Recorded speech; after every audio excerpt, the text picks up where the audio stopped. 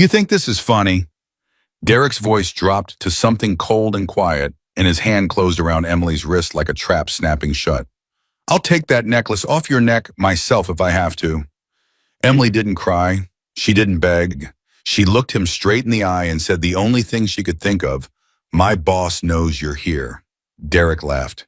His crew laughed. Because what was an old man going to do? They were about to find out.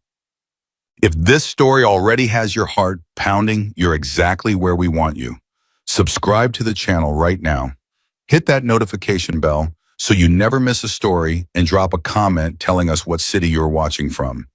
I want to see how far this story travels.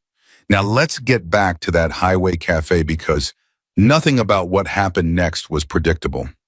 Emily Carter had been on her feet for 9 hours straight when Derek Vaughn walked through the door. She knew the type the second she heard the way his boots hit the linoleum, slow, deliberate, the walk of a man who wanted you to hear him coming. She'd grown up around men like that, men who mistook intimidation for power, men who thought the world owed them something and had decided to start collecting personally. She didn't stop wiping down the counter. She didn't look up. "Be right with you," she said, "because that's what you said." That was the job. Derek pulled out a stool at the counter and sat down without being invited, which told her everything she needed to know. He wasn't here to eat. His two associates took the corner booth nearest the door, not because they wanted coffee, but because that position covered the exits. Emily had worked the highway cafe long enough to read a room. She set down her rag, turned around, and gave him the professional smile she'd been perfecting for 3 years. "What can I get you?" Derek looked her up and down the way men sometimes did when they wanted you to know they were doing it. He was maybe 35, with a jaw that looked like it had been broken at least once, and eyes that stayed flat no matter what expression moved across the rest of his face. "Just water for now," he said. "We're waiting on someone." "Sure." She poured the water. She moved down the counter to check on the only other customer, an older trucker named Pete, who'd been nursing the same cup of coffee for 40 minutes while he waited on a call back from his dispatcher. She refilled his cup without being asked, and Pete gave her the tired nod she'd come to recognize as his version of gratitude. She tried not to watch Derek from the corner of her eye. She failed. He wasn't talking to his associates. He was watching the room, taking slow inventory of everything in it, the old register, the display case with the pies, the door to the back kitchen, the mounted camera in the corner that Jack had installed 2 years ago, and that had been broken for the last 6 months. Her stomach tightened. She topped off the coffee for the couple at table 4, delivered the check to the family near the window, and told herself she was reading too much into a man who'd ordered water and hadn't done anything yet. The bell above the door chimed. A fourth man walked in. I was younger than Derek, maybe mid-20s, with the kind of agitated energy that made him look like he needed to be moving at all times. He slid into the booth with the other two, leaned across the table, and started talking low and fast. Derek didn't turn around to look at him. He just watched Emily. She picked up the coffee pot and walked back to the counter. "Anything else I can get you?" she asked. Derek turned his flat eyes on her, and for a second he just let the silence sit there, using it the way people sometimes did when they wanted to make you fill it with something nervous. Emily didn't fill it. She stood there with the coffee pot and waited. "Actually," he said, "I'd like to talk to whoever's in charge." "That would be Jack. He's in the back." "Then go get Jack." She set the coffee pot down on the burner and walked to the kitchen door and pushed it open, and Jack was already there. Because the cafe was small and sound carried, and Jack Dawson had ears like a man who'd spent decades paying attention to sounds that didn't belong. He was at the stove, but he wasn't cooking. He was standing very still, listening, and when Emily came through the door, he looked at her with those gray eyes that always seemed to be doing 3 calculations at once, and she said quietly, "There's a man out front asking for the owner." Jack said, "I heard. He's got 3 others with him." "I know." "Jack," she dropped her voice even lower, "something's wrong." Jack studied her face for a moment. He reached over and turned the burner down on the soup he'd been warming. He untied his apron, folded it once, and set it on the prep table with the kind of deliberate care that Emily had learned meant he was thinking. "Go take care of Pete," he said. "Make sure he's got everything he needs." "Jack." "Emily." His voice was quiet and final in the way that left no room for argument. "Let me handle this." She went back out front. Jack came through the kitchen door 30 seconds later, and she watched Derek watch him watched something flicker behind those flat eyes, something that might have been reassessment. Jack Dawson was 61 years old. He was not a large man, not in the way that announced itself. He was built lean and compact with wide shoulders that he carried like he'd forgotten they were there. And his face was the kind of face that had been through enough weather to stop caring about what it looked like. His hair had gone fully gray years ago. His hands were the hands of a man who'd worked with them his entire life. He walked to the counter and stopped across from Derek and didn't say anything. He just waited. Derek leaned forward on his stool. "You the owner?" "I am." "Good, I like talking to owners. Saves time." Derek picked up his water glass and took a sip unhurried. "I represent a group of business people who operate in this corridor. Route 89 from Williams all the way up to Page. You know the corridor?" "I know the road," Jack said. "Then you know how isolated it is out here, how far the nearest police station is, how long it takes them to respond when something happens." "What kind of something?" Jack asked. "Well, that's what I'm here to discuss. See, when businesses operate in isolated areas, they take on a certain kind of risk that businesses in town don't have. Vandalism, break-ins, equipment failures. The kind of thing that can put a place like this out of business overnight." Derek looked around the cafe with the expression of a man doing a polite appraisal. "It'd be a shame if something like that happened here." Jack held his gaze. "Is that a threat?" Derek smiled. It didn't reach his eyes. "It's a service offering. My group provides protection for businesses along this corridor. Peace of mind. You pay a reasonable monthly fee, and you never have to worry about any of those unfortunate incidents." "I've been running this cafe for 11 years, Jack said. "I've never needed anyone's protection." "Maybe you've been lucky." Derek tilted his head. "Luck runs out." The cafe was very quiet. Pete had put down his coffee cup. The family near the window had stopped talking. Emily stood behind the counter and felt the air in the room change the way it changes before a storm, that particular thickness that makes every small sound feel louder than it should. Jack said, "I'm going to need you to leave." Derek's smile faded. "Excuse me, you heard me." Jack's voice didn't change register. It didn't get harder or louder. It just stayed exactly where it was, which somehow made it worse. "I'm not going to pay you anything. I'm not going to participate in whatever operation you're running out here. And I'm going to need you and your friends to get up and walk out that door right now." Something shifted in Derek's expression.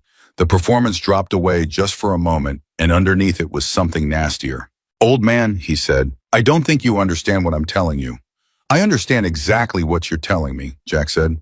"I've been told things like it before, by people who were considerably more convincing than you." Derek's jaw tightened. He glanced back at his associates, then looked at Jack again, and Emily could see him recalibrating, running through the scenarios, deciding how far to push it on a first visit, whether to make an example or come back harder later. He made his decision. He stood up from the stool. He straightened his jacket. He said, "We'll be back the way men said it in movies, like it was supposed to land heavy." Then he walked to the door, and his associates followed him out, and the bell chimed above them, and they were gone. The room exhaled. Pete picked up his coffee cup. The family by the window started talking again. Emily's hands were shaking, and she pressed them flat against the counter so nobody would see. Jack stood behind the counter for a long moment, staring at the door they'd walked out of. Then he said quietly, without looking at her, "You okay?" "Fine," Emily said. He looked at her then, and she tried to hold his gaze the way she'd been holding other things together for the past 3 years, and she almost made it work. Almost. "I'm fine, Jack, really." He nodded once slowly, the way he nodded when he wasn't sure he believed something, but had decided not to push. Then he went back to the kitchen, and she heard the burner click back up, and the cafe went on being a cafe. But Emily stood there with her hands pressed flat on the counter and thought, "They're coming back." She knew it the way she knew when weather was changing, the way she'd learned to know things after years of watching situations turn. She thought about the necklace under her shirt, the thin gold chain with the small square pendant that carried her father's initials. She'd worn it every day since he died. She never took it off. Derek's eyes had landed on it for exactly half a second. She'd noticed. Jack Dawson had noticed too. In the kitchen, standing at the stove with a wooden spoon in his hand and his mind somewhere else entirely, he ran through what had just happened with the practiced efficiency of a man who'd spent decades assessing threats. Derek Vauban. He didn't know the name yet, but he'd find it. The type was familiar mid-level predator, confident enough to be dangerous, but not disciplined enough to be smart about it. The kind of man who picked isolated targets because he'd never met serious resistance. The kind of man who read kindness as weakness and stillness as fear. The kind of man who made mistakes. Jack had met them on both sides of the line. He'd been afraid of men like Derek once when he was young, and still learning the difference between bravado and substance. He'd learned fast. He'd learned from people who didn't forgive slow learning. He had left all of that behind. That had been a choice he made deliberately with his whole self 10 years ago. He'd walked away from the Brotherhood, from the road, from the violence and the loyalty, and the terrible beauty of belonging to something that the rest of the world couldn't understand. He'd bought this cafe. He'd built something quiet. He'd told himself it was enough, and it was enough. It was. He believed that. He stirred the soup and listened to Emily moving around on the other side of the kitchen door and thought about the way she looked when she came to get him. Not panicked, Emily Carter didn't panic, which was one of the things he respected most about her, but afraid. The specific kind of afraid that comes from recognizing a pattern you've seen before and knowing where it goes. She was 24 years old, and she'd already buried both her parents and fought her way out from under a pile of debt that would have swallowed most people twice her age. She showed up every single day, and she worked with everything she had, and she never complained to him, not once even on the days when he could see exhaustion sitting on her like a second skin. He wasn't her father. He wasn't her family. He was her employer, which meant he had a particular kind of responsibility that existed inside a particular kind of boundary. But responsibility was responsibility. He told himself Derek would move on. Plenty of operators like him worked a corridor for a few weeks and then relocated when they found enough pushback or found easier targets. Maybe the cafe would be left alone. He told himself that. He didn't entirely believe it. Derek came back 4 days later. He came at 7 in the morning, right after the breakfast rush when the cafe was quiet and the only people left were Emily and an older woman named Rosa, who came in 3 mornings a week to help with the baking. Jack was in the supply room doing inventory. Derek came alone this time. He sat at the counter and ordered coffee, and Rosa brought it to him and went back to her baking, and he waited until Emily came around to check on him. "Morning," he said pleasantly. Emily said, "Morning." "Your boss around? He's in the back." "That's okay." Derek wrapped both hands around his coffee cup and looked at her directly. "I can talk to you. You work here every day, right? Open to close." "Most days." "That's dedication." His tone was almost conversational. "The kind of dedication that tells me you depend on this job, that you need things to stay stable here." He paused. "Would be a real problem if stability went away." Emily set her hands on the counter. She said, "Sir, I'm just a waitress. You'll need to discuss business matters with the owner." Sure. He nodded. Then his eyes dropped deliberately slowly to the chain around her neck. "That's a pretty necklace." Her whole body went rigid. "Family," he asked. "Please don't do that," she said. He looked back up at her face with those flat eyes and let the silence stretch, and in the silence was everything he needed to say without saying it. Then the supply room door opened, and Jack walked out, and Derek looked over his shoulder and smiled. "There he is," Derek said. Jack came to the counter. He looked at Emily's face and then at Derek's, and Emily watched his expression do something complicated and arrive somewhere very controlled. "You're back," Jack said. "Thought about our conversation," Derek said. "Figured you might have had time to reconsider." "I haven't." Derek nodded slowly like he'd expected this. "The thing about people who don't reconsider," he said, "is that events have a way of helping them along. You understand what I'm saying?" "I understand what you're saying." "Good." Derek pushed the coffee cup away and stood up. He reached into his jacket pocket and pulled out a folded piece of paper and set it on the counter. "That's got our payment information. First one's due by the end of the week. In the meantime," he glanced at Emily, "might want to keep an eye on the things you care about. Sometimes things have a way of getting lost." He walked out. Emily stood very still. Jack picked up the paper, looked at it once, and put it in his shirt pocket. His jaw was tight in a way she hadn't seen before. "Jack," she said. "Yeah." "What are we going to do?" He was quiet for a long moment. "I'm working on it." "That's not—" She stopped herself, started again. "He looked at my necklace." "I know. He did it on purpose. He wanted me to see him do it." "I know, Em." She pressed her hand flat against her sternum over the pendant beneath her shirt. She felt the small square of metal through the fabric. Her father's initials. The last thing she had. "He can't have it," she said. Her voice came out smaller than she intended. "Jack, I don't care about anything else. I don't care about the money. I don't care about anything. He cannot have that necklace." Jack looked at her for a moment with those gray eyes that had always seen more than they let on. "He won't," he said. It wasn't a reassurance. It wasn't the kind of thing you said to make someone feel better. It was a statement of fact delivered with the same quiet certainty he used for everything and for reasons. Emily couldn't fully explain she believed him. She went back to work. Jack went to his office and closed the door. He sat at his desk for 20 minutes without moving. The office was small and organized the way every space Jack controlled was organized. Filing cabinet, desk, chair, a window that looked out onto the parking lot.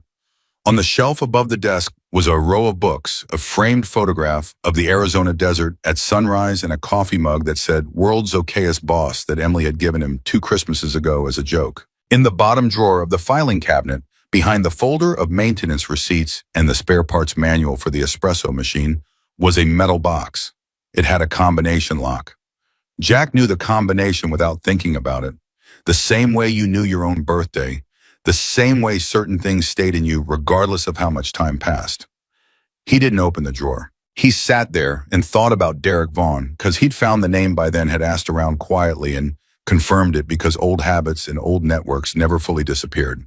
Derek Vaughn, 34, 2 prior arrests for assault and extortion, currently operating what amounted to a shakedown corridor along Highway 89. 6 businesses already paying him. 2 that had refused and experienced equipment failures that police had classified as vandalism. 1 business owner, a woman named Susan Park, who ran a small tourist gift shop outside Williams, had her window broken and a threatening note left on her counter. She'd paid after that. None of them had reported it officially. Fear had a way of being more persuasive than law.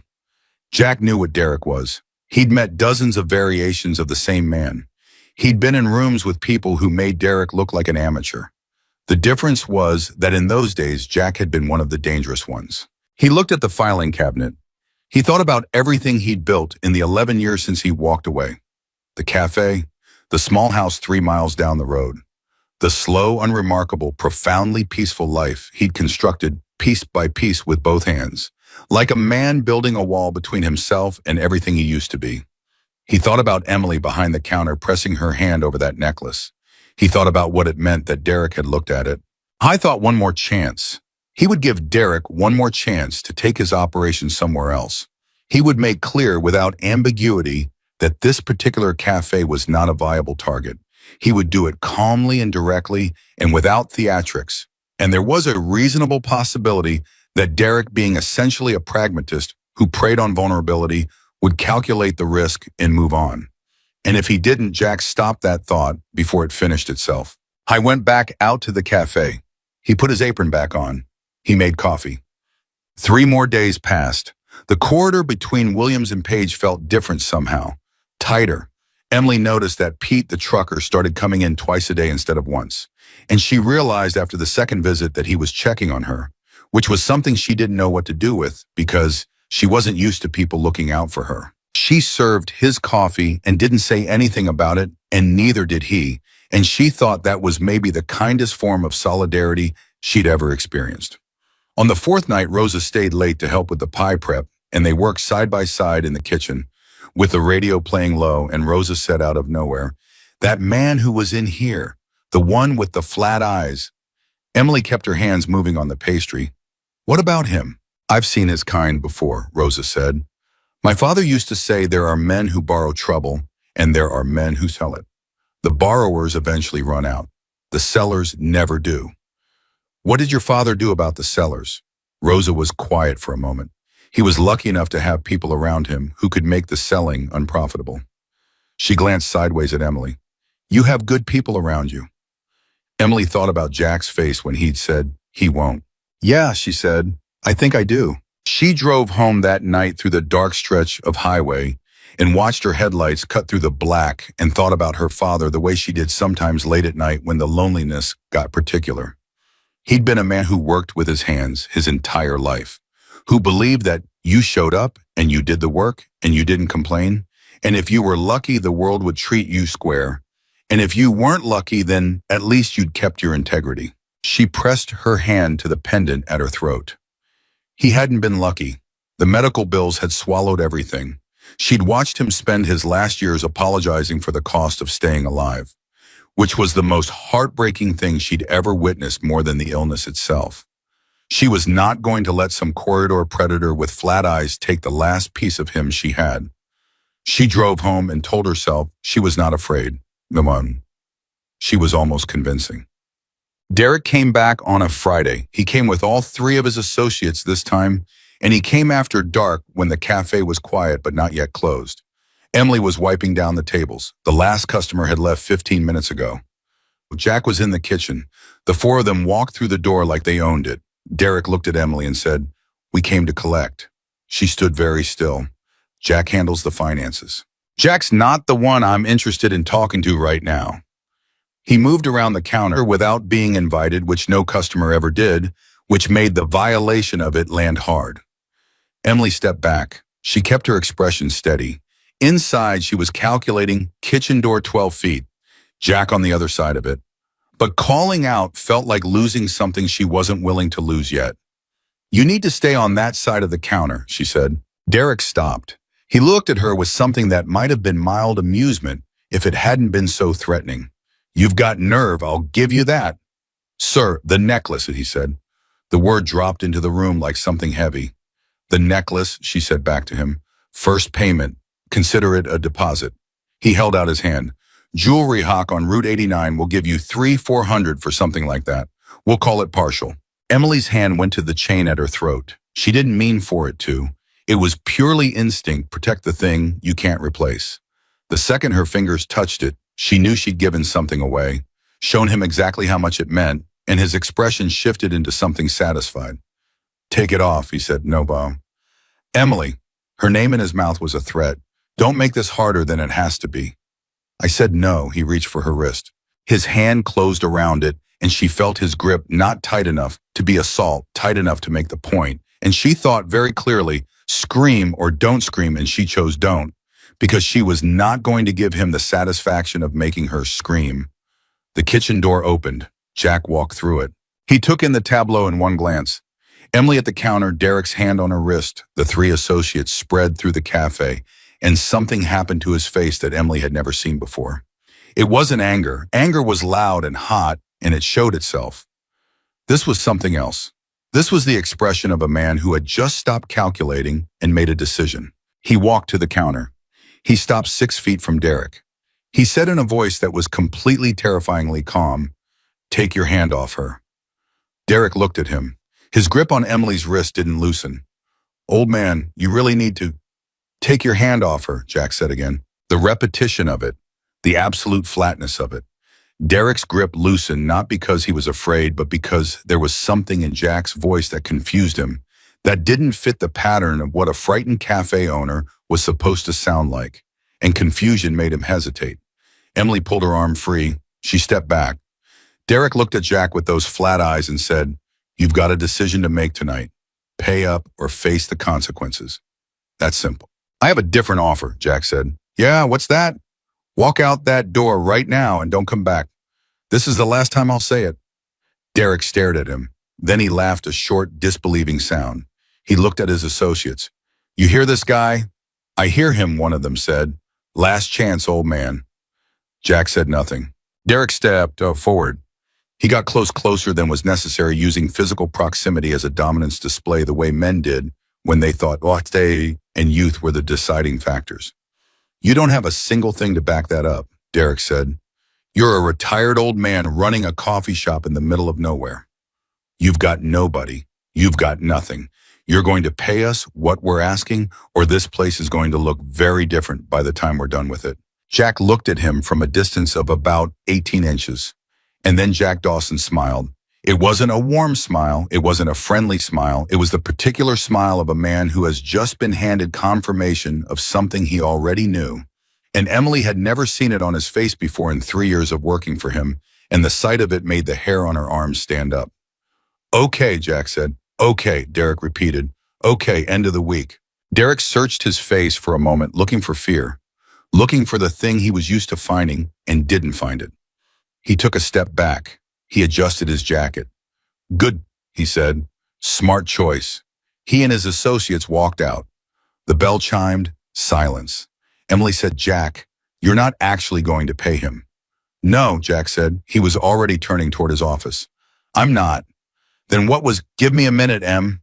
He went into the office and closed the door. Emily stood in the middle of the cafe and tried to steady her breathing and looked down at her wrist where Derek's hand had been. She pressed the pendant with her other hand hard enough to feel the edges. From behind the closed office door, she heard nothing. And then very softly, she heard the sound of a drawer opening, and then a metal box. And then silence again, and she didn't know what it meant, but something in her chest said that whatever happened next, the cafe would never be quite the same, and neither would the man on the other side of that door. The drawer closed. That was all Emily heard, the soft, definitive click of it, and then Jack's office went quiet again, and she stood behind the counter with her heart doing something irregular and told herself she was imagining things. She wasn't imagining things. She'd worked for Jack Dawson for 3 years. She'd opened the cafe with him on mornings when the temperature dropped below freezing and the coffee machine seized up, and the only customers for the first 2 hours were long-haul truckers who needed somewhere warm to sit. She closed with him on nights when the receipts were thin, and neither of them said anything about it because there was nothing useful to say. She knew the rhythms of him the way you knew the rhythms of any place you spent most of your waking hours. The particular way he moved through the kitchen. Unhurried but never wasting motion, the way he greeted regulars by name without ever making a performance of remembering the way he stood when he was thinking versus the way he stood when he'd already decided. The man who'd walked out of that kitchen tonight and looked at Derek Vaughn, that man had already decided something. She just didn't know what. She finished wiping down the tables. She restocked the napkin holders. She counted out the register and recorded the number in the daily log and did every end-of-night task in sequence because routine was the thing she'd always used to keep herself anchored when the ground felt unsteady. The office door opened when she was putting her jacket on. Jack came out. He looked exactly the same as always. Same gray eyes, same quiet face, same unhurried walk. His apron was back on. He looked at the register log on the counter and checked her numbers out of habit. "Go home," he said. "Jack, Emily." He looked up from the log. "You've been on your feet since 6 this morning. Go home." She stood there for a moment, wanting to push on it, knowing she wouldn't get anywhere tonight. "Are you going to tell me what's happening?" He considered her for a moment. "Not yet." "That's not reassuring." "I know." He picked up a towel and started on the last of the glasses. "Lock your doors tonight." She stared at him. "You're scaring me." "Good," he said. And then quieter, "Be scared. Pay attention. Don't let fear make you stupid, but don't let stubbornness make you careless either. Those are two different things." She didn't know what to do with that, so she nodded and picked up her keys and went out through the front door and drove home on the dark highway, with all the windows up and both hands on the wheel, and her eyes checking the rearview mirror more often than she needed to. She locked her doors. She lay in the dark and thought about the way Derek's hand had felt on her wrist. Not the pain of it, there'd been no real pain, but the casualness of it, the assumption embedded in that gesture. The idea that her wrist was something he was entitled to hold simply because he'd decided to reach for it. She thought about her father. He'd have hated that. He was a quiet man, her father. But he'd had very particular ideas about the dignity of people, about what you were and weren't entitled to take from someone. He'd raised her to believe that she was allowed to take up space, allowed to say no, allowed to hold on to the things that were hers. She pressed the pendant and lay in the dark and eventually slept. She dreamed about motorcycles on an empty highway. She didn't think anything of it in the morning. She would later. Hey, Dad. Jack didn't sleep. He sat in the kitchen of his house 3 miles down the road and drank coffee that went cold. While he sat there, and he thought about the metal box in his filing cabinet and what was inside it and what opening it would mean. The vest was old. 11 years of sitting in a box didn't do leather any favors, but leather was stubborn, same as the people who wore it. He hadn't opened that box in 4 years, had come close twice and pulled back both times. Once when a former associate had shown up looking for help that Jack wasn't able to give him without crossing back over a line he'd worked too hard to draw. Once when he'd read about something in the news that made the old rage surface with a freshness that surprised him. Both times he'd looked at the box and then looked away. and chosen the life he'd built instead. He thought about what Emily had said. He can't have it, Jack. He cannot have that necklace. She hadn't been talking about the value of it. She hadn't been talking about what it would cost to replace a gold chain. She'd been talking about the last material thread connecting her to her father, the man she'd watched die by degrees while the bills piled up and the world kept moving like nothing was happening, and the idea of Derek Vaughn's hand closing around it was something Jack's mind rejected flatly. He'd made a promise, not out loud, not to Emily specifically, but to himself in the way he sometimes made the most binding kind of promises quietly internally in a language that didn't require witnesses. He'd promised that as long as she worked for him, she would be safe. He had not made that promise lightly. He picked up his phone and turned it over in his hands. Turned it back, set it down. The number he was thinking about wasn't in his contacts. He'd memorized it 11 years ago and kept it in his head the way you kept certain things, not because you intended to use them, but because some part of you understood that the time might come when you'd need to. He thought about the life he'd spent a decade building. He thought about what making this call would mean. He picked up the phone. He dialed. It rang 4 times and then a voice answered, a voice that sounded like gravel and old roads and the particular warmth that existed between men who'd been through things together that no one else would understand. "Well," the voice said, "I was wondering if I'd hear from you before I died." Jack said, "Boone?" "Jack Dawson." A pause, something shifting on the other end. "What's happening?" "I need to tell you something, and then I need to ask you something." "Go ahead." So Jack told him. Kept it brief, kept it factual, the cafe, the corridor. Derek Vaughn, Emily, and the necklace, the hand on her wrist. He didn't editorialize. He didn't explain the emotional weight of it because Boone was the kind of man who understood subtext without it being spelled out. When he finished, Boone was quiet for a moment. Then he said, "You pulled away clean, Jack. I've always respected that." "I know. Making this call cost you something." "I know that too." Another pause. "Is she worth it?" Jack thought about Emily counting her tips with those tired hands, her face carefully arranged into something steady, hiding the exhaustion, the way she hid everything. She didn't want to be a burden to anyone else. "She's 24 years old, Jack said. "She's buried both her parents. She works 9-hour shifts without complaint.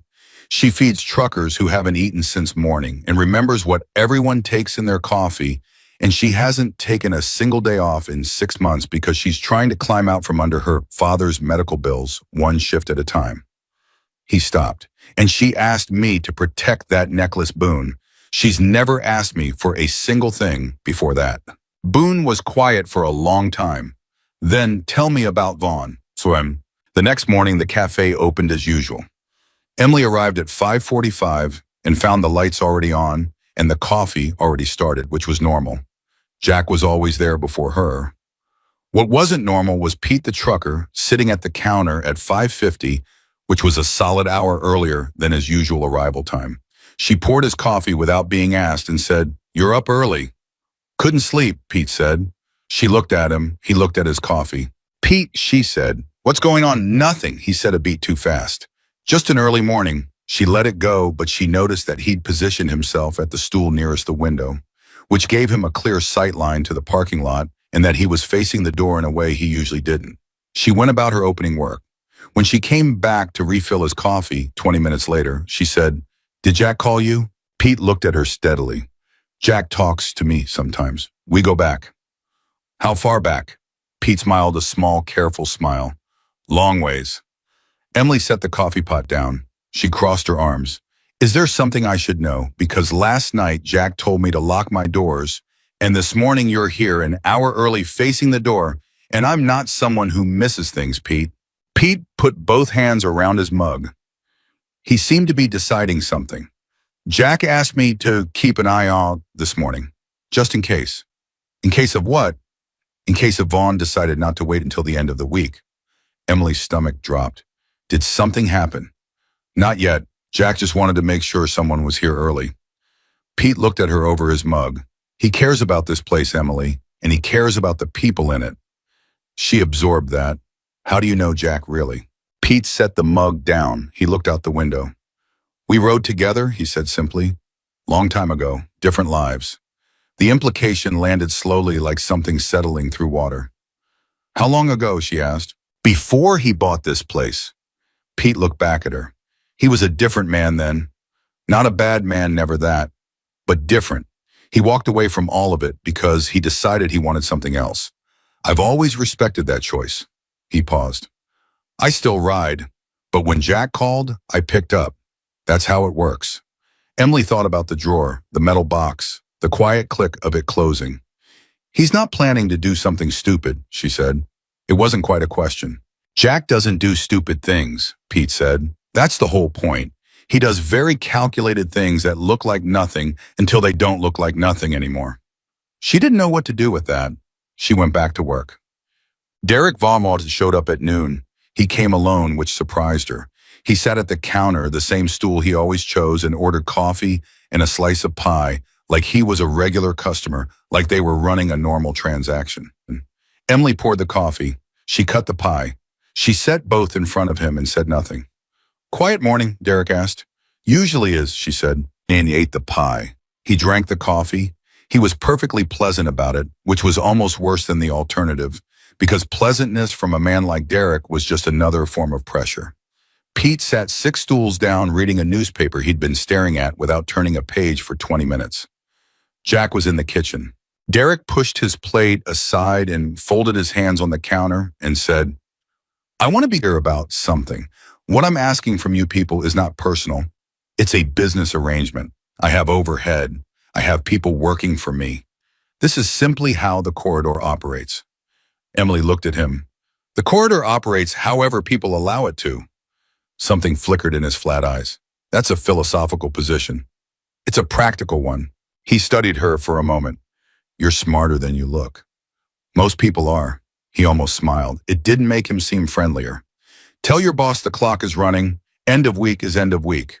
He reached into his pocket and set something on the counter between them. It was a small padlock. She stared at it.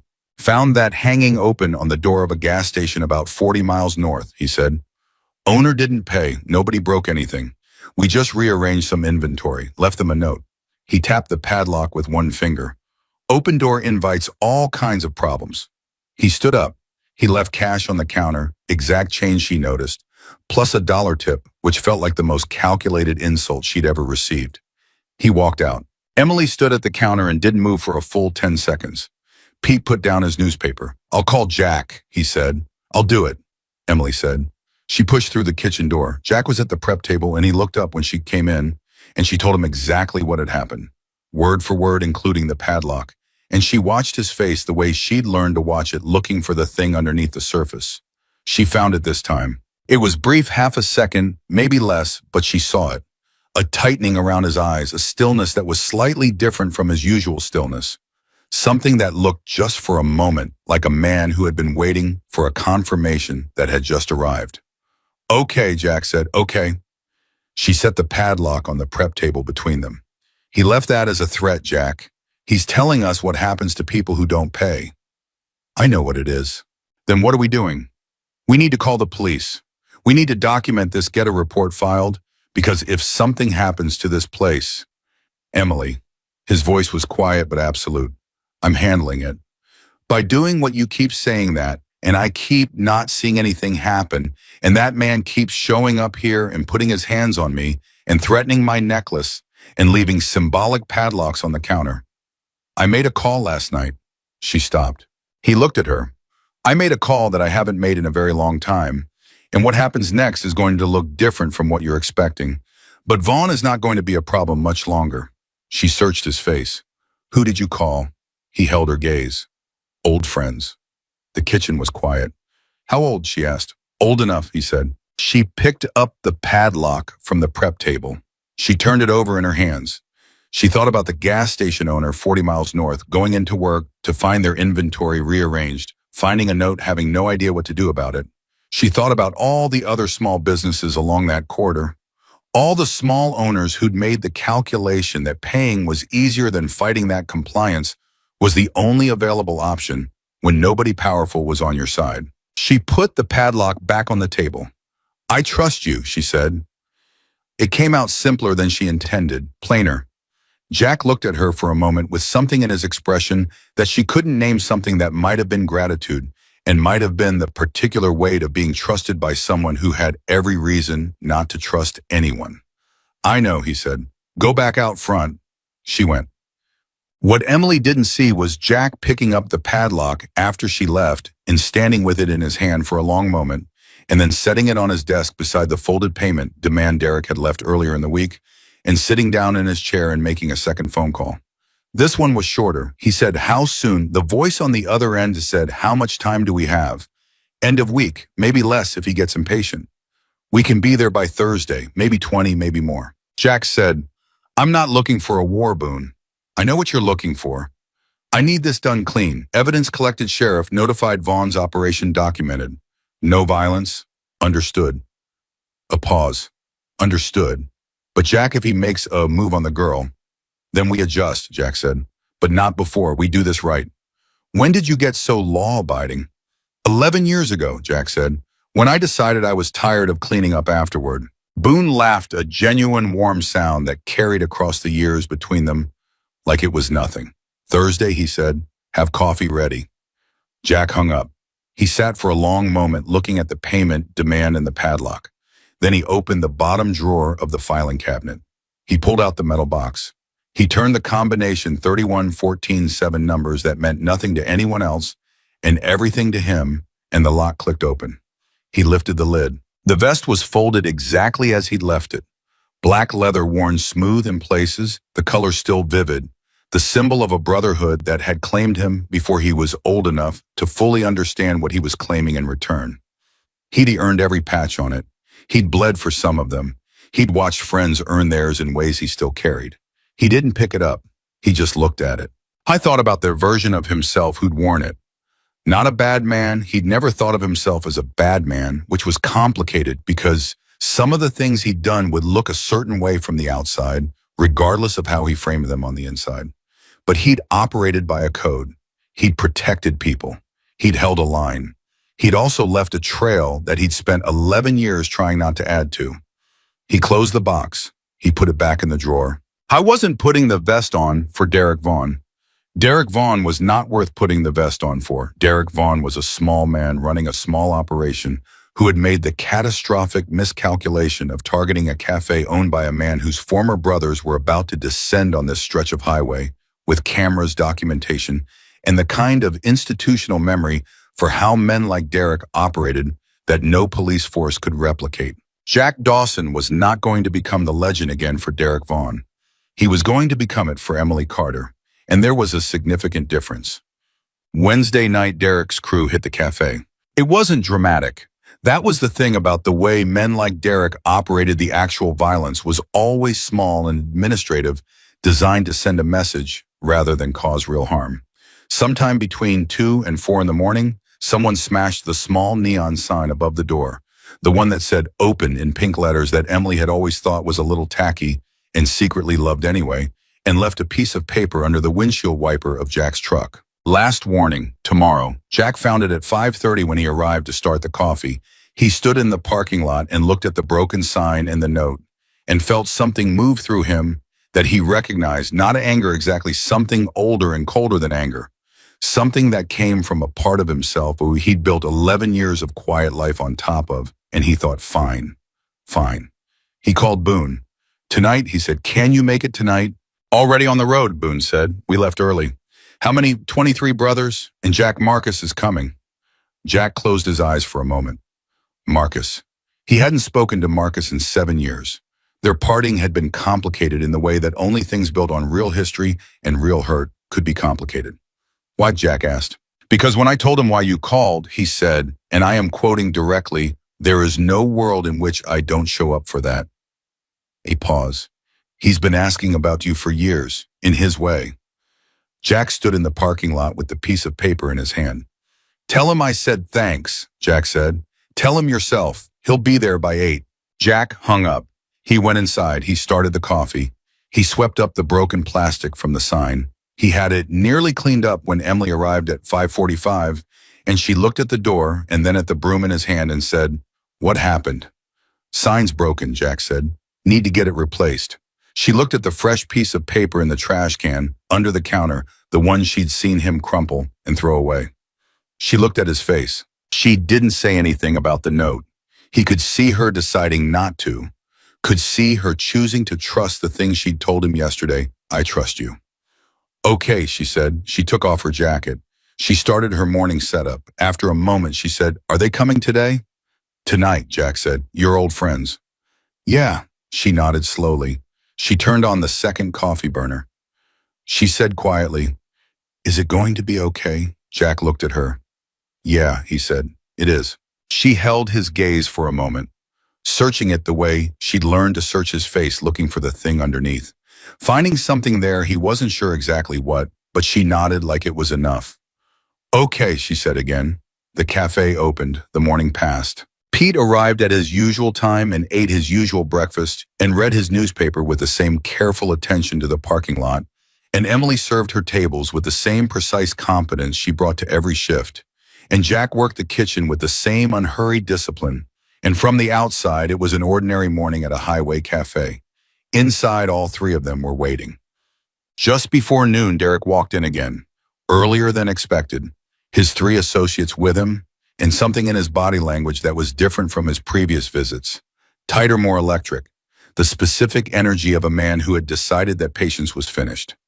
He didn't sit down. He stood in the middle of the cafe and looked at Jack and said, time's up. The other customers, four of them scattered across the tables, went quiet. Emily felt the temperature of the room change. Jack came out from behind the counter. He wiped his hands on his apron. He stopped 10 feet from Derek. Derek, he said, I want you to hear something from me directly. I'm listening. I know what you've done to the other businesses on this corridor. I know about Susan Park and her broken window. I know about the gas station outside Williams. I know the names of 6 business owners who are paying you money they can't afford because you've convinced them they don't have a choice. Jack's voice was flat and even and carried without raising. I want you to know I've known all of this, and I've been waiting for you to make a choice. Derek's expression shifted. What choice? The right one, Jack said. The one where you walk out that door, shut this whole operation down, and disappear from this corridor before you do something you can't come back from. Derek stared at him. Then he started to laugh, a contemptuous sound rough at the edges. Old man, you are unbelievable. Do you know what we're going to do to this place? I have a guess, Jack said. Then why are you? Because I'm giving you the choice, Jack said. I gave you every opportunity to make the right one. That matters to me. Not to you, I understand that. But to me. Derek stepped forward. He got close again, the same physical intimidation display, and his voice dropped to something with a serrated edge. Where's the money, old man? Last time I asked. Jack looked at him, and then from outside, distant at first, then rapidly closer, came the sound. Not one engine, not two. The low-rolling cumulative thunder of many engines building the way, storms built felt in the chest before it was fully heard by the ears. Every person in the cafe heard it. Derek heard it. His associates heard it. Pete looked up from his newspaper and said nothing. Emily stood behind the counter with her hand pressed to her sternum, and she felt the vibration through the floor and understood finally completely what Thursday had meant, what Jack's call had meant, what old friends had meant. Derek turned toward the window. The motorcycles turned into the parking lot, one by one, then in groups, then in a river of chrome and leather and thunder that seemed to keep coming long after you'd expected it to stop. 23 of them. And at their front, riding a machine that looked like it had seen every road in the American West, was a man Emily didn't know yet, but would remember forever. Derek turned back to Jack, and the confidence in his face had cracks in it now. Visible cracks, the kind that happened when the thing you'd assumed about a situation turned out to be wrong in ways you hadn't built a contingency for. Who, Derek said, who are those people? Jack looked at him with those calm gray eyes, and when he spoke, his voice had the quality of something that had been decided a long time ago. Those, Jack said, are my brothers. The engines cut one by one until the only sound was the ticking of cooling metal and the wind off the highway and the absolute silence inside the cafe. Derek stood in the middle of that silence and understood for the first time exactly what kind of door he had walked through. He just didn't know yet how much it was going to cost him. The silence lasted maybe 4 seconds. To Emily, it felt like 4 minutes. She stood behind the counter with her hand pressed flat against her sternum, feeling the pendant beneath her shirt and the rapid knock of her own heartbeat. and she watched Derek Vaughn's face go through something she'd never seen on it before. Uncertainty. It didn't look natural on him. It looked like a piece of clothing borrowed from someone else's wardrobe, ill-fitting, temporary something he was already working to shed. His jaw tightened. His eyes moved from the window back to Jack, and she could see the recalculation happening in real time, the way a man looked when he was revising his assumptions and didn't like where the revision was landing. His three associates had gone very still. The one nearest the door, the young one with the agitated energy, had taken an unconscious half-step backward toward it, which told Emily everything about how confident they were actually feeling beneath the performance. Derek said, "This is a bluff." Jack said, "It's not. You called in a biker club to scare me off." Derek forced a laugh into his voice. It didn't quite land. "That's your play, some retired old men on motorcycles." "They're not here to scare you," Jack said. "Then what are they here for?" The front door opened. The man who walked through it was around 60, built wide through the chest and shoulders with a gray beard, worn long, and eyes that were the particular dark brown of old mahogany, warm in isolation, but carrying something in them that made warmth feel beside the point. He wore a leather vest that had earned every crease in it. He walked with the unhurried confidence of a man who had never once in his life needed to prove anything to a room. He looked at Jack first. Just for a second, something passed between them that had no words attached to it, the specific communication of men who have known each other long enough that language is a secondary option. Then he looked at Derek. "Marcus," Jack said. "Jack." Marcus stopped beside him. He didn't look at Jack again. He kept his eyes on Derek, and his expression was calm in the particular way that a man's expression is calm when he is feeling something significant and has complete mastery over whether it shows. "This the one?" "Yeah," Jack said. Marcus nodded once. He put his hands in his jacket pockets. He said to Derek, "Son, do you know where you are right now?" Derek stared at him. "I'm in a coffee shop." "You're in Jack Dawson's coffee shop," Marcus said. "Do you know who Jack Dawson is?" "Old man runs a cafe." Marcus looked at him for a long moment. The look wasn't threatening. It was almost patient, the kind of patience that was its own form of pressure. "You've been operating on this corridor for what, 2 months? Running your little protection, hitting small businesses, frightening people who don't have the resources to fight back." He tilted his head slightly. "What made you think this cafe was like the others?" Derek's jaw set. "It is like the others. The sign outside doesn't have a name on it," Marcus said. "Did you notice that just says Highway Cafe? No family name, no personal branding. You know why?" Derek said nothing. "Because the man who runs it spent 22 years making his name mean something on every major highway between Phoenix and Salt Lake City, and then he walked away from all of it and decided he didn't need the name anymore." Marcus paused. He let that breathe for a moment. "That takes a particular kind of person walking away from that. It's a harder thing to do than you'd think. People who earn a reputation that size, they tend to keep it close." Jack put his down and built something new. He glanced sideways at Jack just briefly. "I've always admired that, never quite managed it myself." Jack said nothing. "The point," Marcus continued, turning his attention back to Derek, "is that you've spent 2 months running a shakedown operation on a highway corridor without doing the basic research of finding out who was already on that corridor. And you specifically chose to threaten the one establishment on this road that is, and I mean this in the most literal possible sense, untouchable." Derek's composure was fracturing in small ways Emily could track from across the room. The set of his jaw, the way his hands had moved from relaxed at his sides to pressed flat against his thighs, the particular quality of stillness that came from a man who was trying not to show that he was suddenly acutely afraid. "I'm not intimidated by a motorcycle club," Derek said. "We know," Marcus said. "That's part of the problem. Men who don't understand what they're standing in front of tend to stay in situations they should have left. We've seen it before." He shrugged, easy and comfortable. "We're not here to intimidate you." "Then what do you want?" Marcus looked at him. "We want you to sit down." They sat, not at the counter. Jack gestured to the corner booth, the large one, the one that could fit 6 people, and Derek went to it because at that point his options had narrowed significantly and his associates crowded in beside him, and Marcus sat across from them with the ease of a man who'd negotiated in rooms considerably more dangerous than this, and Jack stood at the edge of the table with his arms crossed and his face showing nothing. Emily stayed behind the counter. She served nobody. She stood and watched, and she didn't pretend to do anything else because there was no version of pretending that made sense right now. The four customers who'd been in the cafe when the motorcycles arrived had done the collective calculation of people who recognize a situation that doesn't include them, and two of them had quietly left and two had stayed. And the two who stayed were watching the corner booth with the attention of people who understood they were seeing something they'd be talking about for a long time. Pete had put down his newspaper entirely. From outside, she could hear the low murmur of 20-plus men settling in the parking lot. No shouting, no engines, just voices and the occasional boot on gravel, and the sense of controlled mass that was its own statement.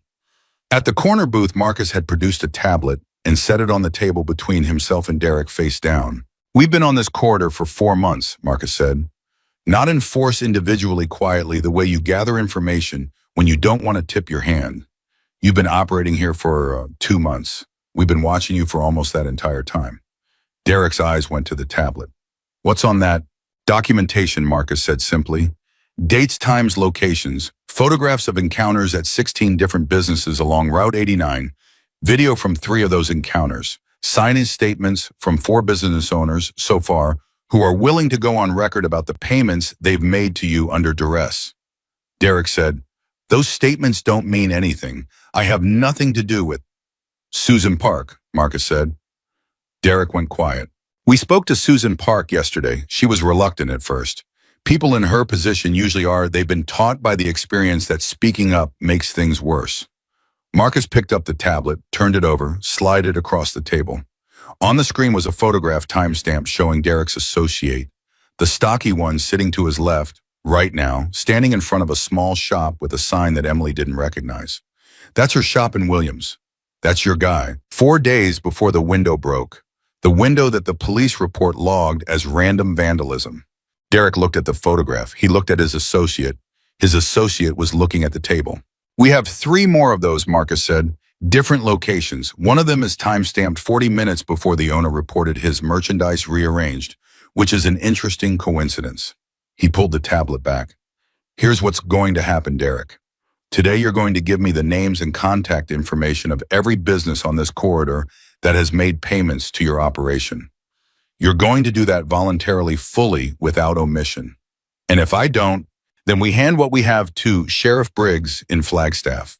But here's the thing about going that route. The documentation we have only touches on the edges of what you've done. It'll get you arrested. It probably won't get you convicted of much because the owners who haven't voluntarily given statements yet will be too afraid to do it under pressure." Marcus paused. "If you give us the names, we reach out to those owners ourselves. We tell them what's happening and that you've already been documented and that their testimony is going to be part of a package that actually puts you away. When people know they're not alone, when they know the evidence already exists and they're just adding to it, they're a great deal less afraid." Derek's throat moved. "You're building a case," he said. "We're finishing one," Marcus said. "Most of the work is done." At the counter, Emily watched Derek's face and thought about Susan Park, who she'd never met, who had a shop in Williams with a window that had been broken, and who'd paid money she probably needed and called it random vandalism because the alternative felt impossible. She thought about the gas station owner with the rearranged inventory. She thought about every small business owner along that stretch of highway who'd been sitting with this thing inside them alone, afraid to say anything, convinced that nobody with the capacity to help them was paying attention. She pressed the pendant at her throat. She thought Jack was paying attention. The negotiation in the corner booth lasted 40 minutes. Emily could track its progress not from hearing the words they kept their voices low, but from watching Derek's body language evolve. The first 10 minutes he was combative or trying to be the set of his shoulders, aggressive, his responses clipped and dismissive. The second 10 minutes the aggression shifted towards something more calculating, the expression of a man reassessing his leverage and finding less of it than he'd expected. The third 10 minutes he went quiet in a way that had a different quality to it. A listening quiet, the kind that meant he was processing something he hadn't previously considered. In the fourth 10 minutes he talked. She couldn't hear what he said. She watched him push the tablet across the table, watch Marcus do something on it, Watch Derek lean in and type something. Then sit back. Then type more. She watched Jack's face through all of it. He stood at the edge of the table with his arms crossed, and he said almost nothing, and his expression did almost nothing. And she understood that this was the thing, this restraint, this absolute refusal to escalate, this deliberate choosing of a path that cost him more than the alternative would have. He could have come into this with anger. He had sufficient cause. He had 23 people outside who would have backed whatever he decided. He'd chosen this instead. She thought about what that meant, about the kind of strength that looked like stillness. When Marcus finally stood up from the booth, he picked up the tablet and nodded at Jack, and Jack nodded back. And then Marcus looked at Derek and said, "Stay in the booth for 20 minutes, then you can leave."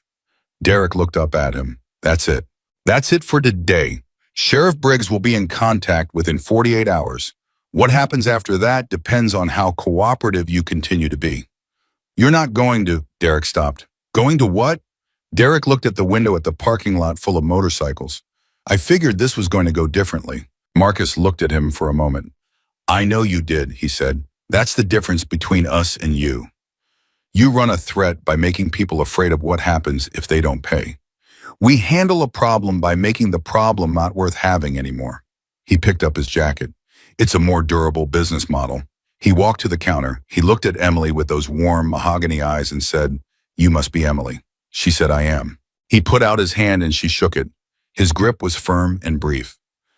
"Jack speaks well of you," Marcus said. "He's never told me anything about you," she said honestly. Marcus smiled a full, real smile that changed his entire face. "That sounds about right." He looked toward the back kitchen, where Jack had disappeared after the booth conversation ended. "He's a hard man to know. The good ones usually are." He set the tablet down on the counter. "We're going to be in this area for a few days, tying off loose ends, making sure the remaining businesses on the corridor know they have options. If anything else comes up, I'll tell Jack. Tell me directly if it's urgent." He pulled a card from his pocket, plain white, a phone number, handwritten on it, nothing else. Jack doesn't always ask for help as fast as he should. Emily took the card. She looked at it, then looked at him. "Can I ask you something?" "Go ahead."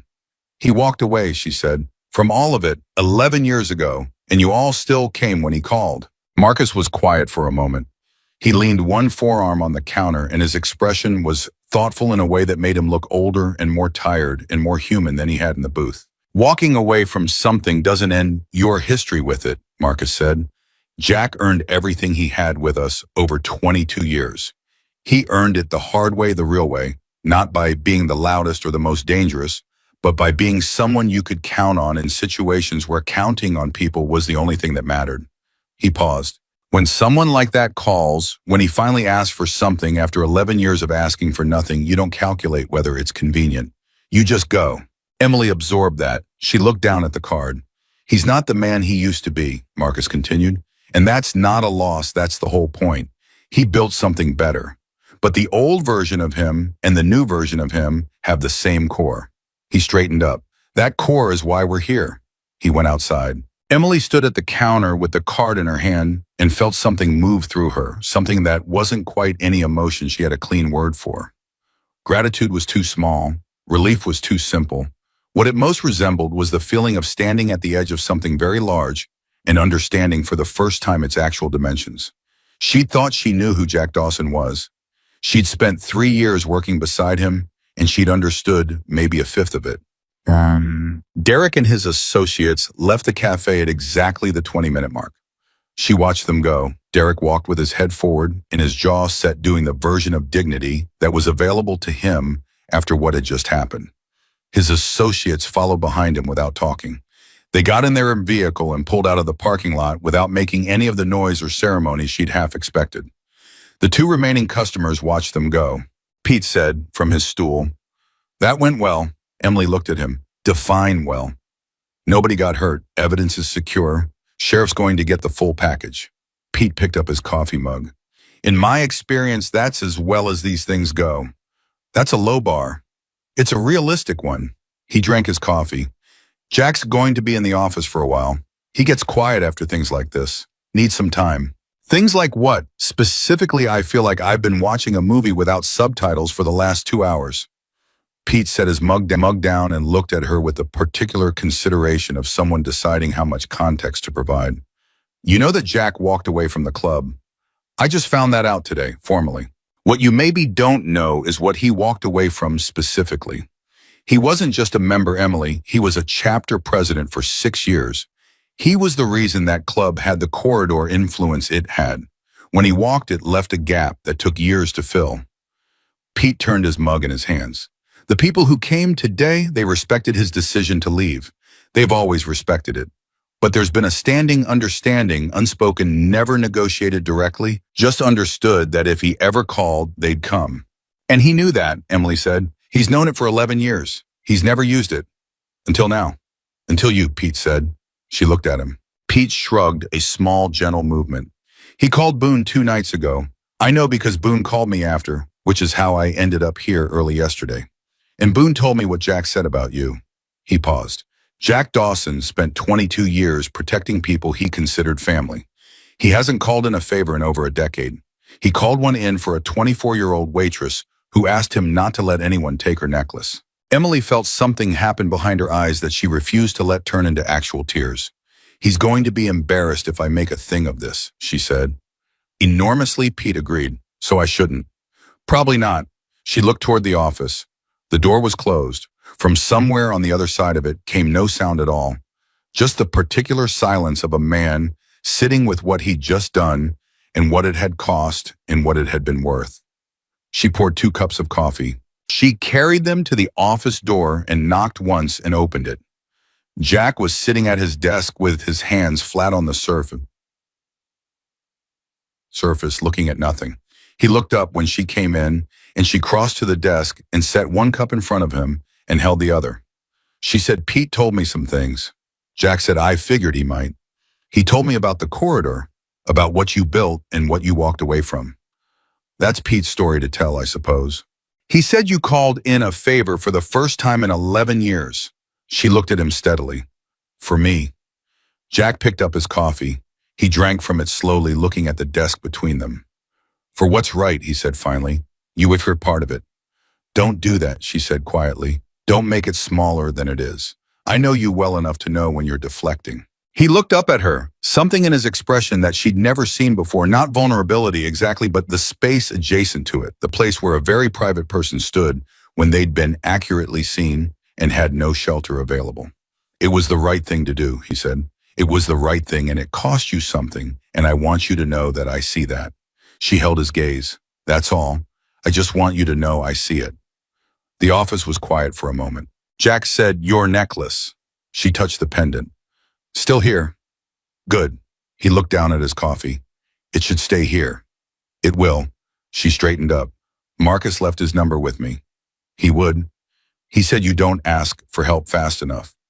Also something Marcus would say. A brief pause. He's not wrong. She moved toward the door. There are customers in the cafe. I'll be out in a minute. She nodded and turned to leave, and his voice caught her just before she pulled the door open. Emily. She looked back. He was looking at her with those gray eyes that had always seemed to be doing 3 calculations at once. And just then they weren't calculating anything. They were just looking at her with a directness that had no strategy in it. You did good, he said. Through all of this, you held together. She felt the thing behind her eyes again. She managed it. I had a good example, she said. She went back out front. The motorcycles stayed through Thursday. Not at the cafe, they spread out along the corridor individually and in pairs, visiting every business on the documented list, and several that Marcus suspected hadn't been on it, but should have been. The visits were brief and low-key. They weren't there to alarm anyone. They were there to tell business owners that what had been done to them had been documented, that they weren't alone, that there was a process in motion. The effect was immediate and significant. By Thursday afternoon, 2 more business owners who'd refused to give statements before had called the number. Marcus left them and agreed to talk. By Thursday evening, a gas station owner named Roy, 63 years old, who'd been paying Derek's fee for 6 straight weeks while quietly dying inside from the shame of it, came to the cafe in person to find Jack. Emily was there when Roy walked in. She'd never seen him before, wouldn't know him again on a normal street. But she knew who he was the second he walked through the door because He had the look of a man who had been carrying something heavy for too long and had just been told he was allowed to put it down. He asked for Jack. Jack came out. They sat at the counter together for 20 minutes. Roy talked and Jack listened, and at some point Roy's voice cracked just briefly, the voice of a man who hadn't talked about something out loud and discovered that the talking itself was harder than expected. Jack didn't interrupt. He didn't try to wrap Roy's feelings up into something neater. He just sat with him. At the end of it, Roy shook Jack's hand with both of his and walked out. Emily was refilling the napkin holders at the far end of the counter. She kept her back turned, giving Roy the privacy of not being witnessed in whatever state he was in when he went out the door. When she came back down the counter, Jack was sitting where Roy had been looking at his hands. He said it out loud for the first time today, Jack said. What happened to him? That was the first time. I know, Emily said. He's 63 years old, spent 31 years building that gas station. He said he went home every night after paying Derek and felt. Jack stopped. He looked at his hands for a moment longer, ashamed, like he'd failed somehow, like it was his fault. Emily said quietly, that's what people like Derek count on. Yeah, Jack's jaw tightened. Yeah, it is. She refilled his coffee without being asked.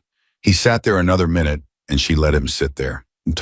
The moment that Emily would carry forward, the one she'd come back to later when she tried to understand what this week had meant and what Jack Dawson was, and what she'd been given by knowing him came late Thursday night after the last customer left and the cafe was closed, and she was doing the final wipe down of the tables. Jack was in the kitchen. Most of the motorcycles had left. A few riders remained in the area to support the sheriff's process, but the main assembly had dispersed as quietly as it had arrived. The highway outside had gone back to its normal rhythm. Occasional trucks, the long silences between them, the darkness that was never quite dark out here because of the way starlight sat low on the desert horizon. She was wiping table 4 when she heard it faint from the kitchen, the sound of Jack's voice low and private talking on the phone. She wasn't trying to listen. She caught only fragments. Yeah, it went clean. No, nobody. She's fine. She's good. She's better than either of us. A pause. I know, Boone. I'm not saying I regret it. I'm saying I want you to know that I understand what it cost. A longer pause. You didn't have to come personally, any of you.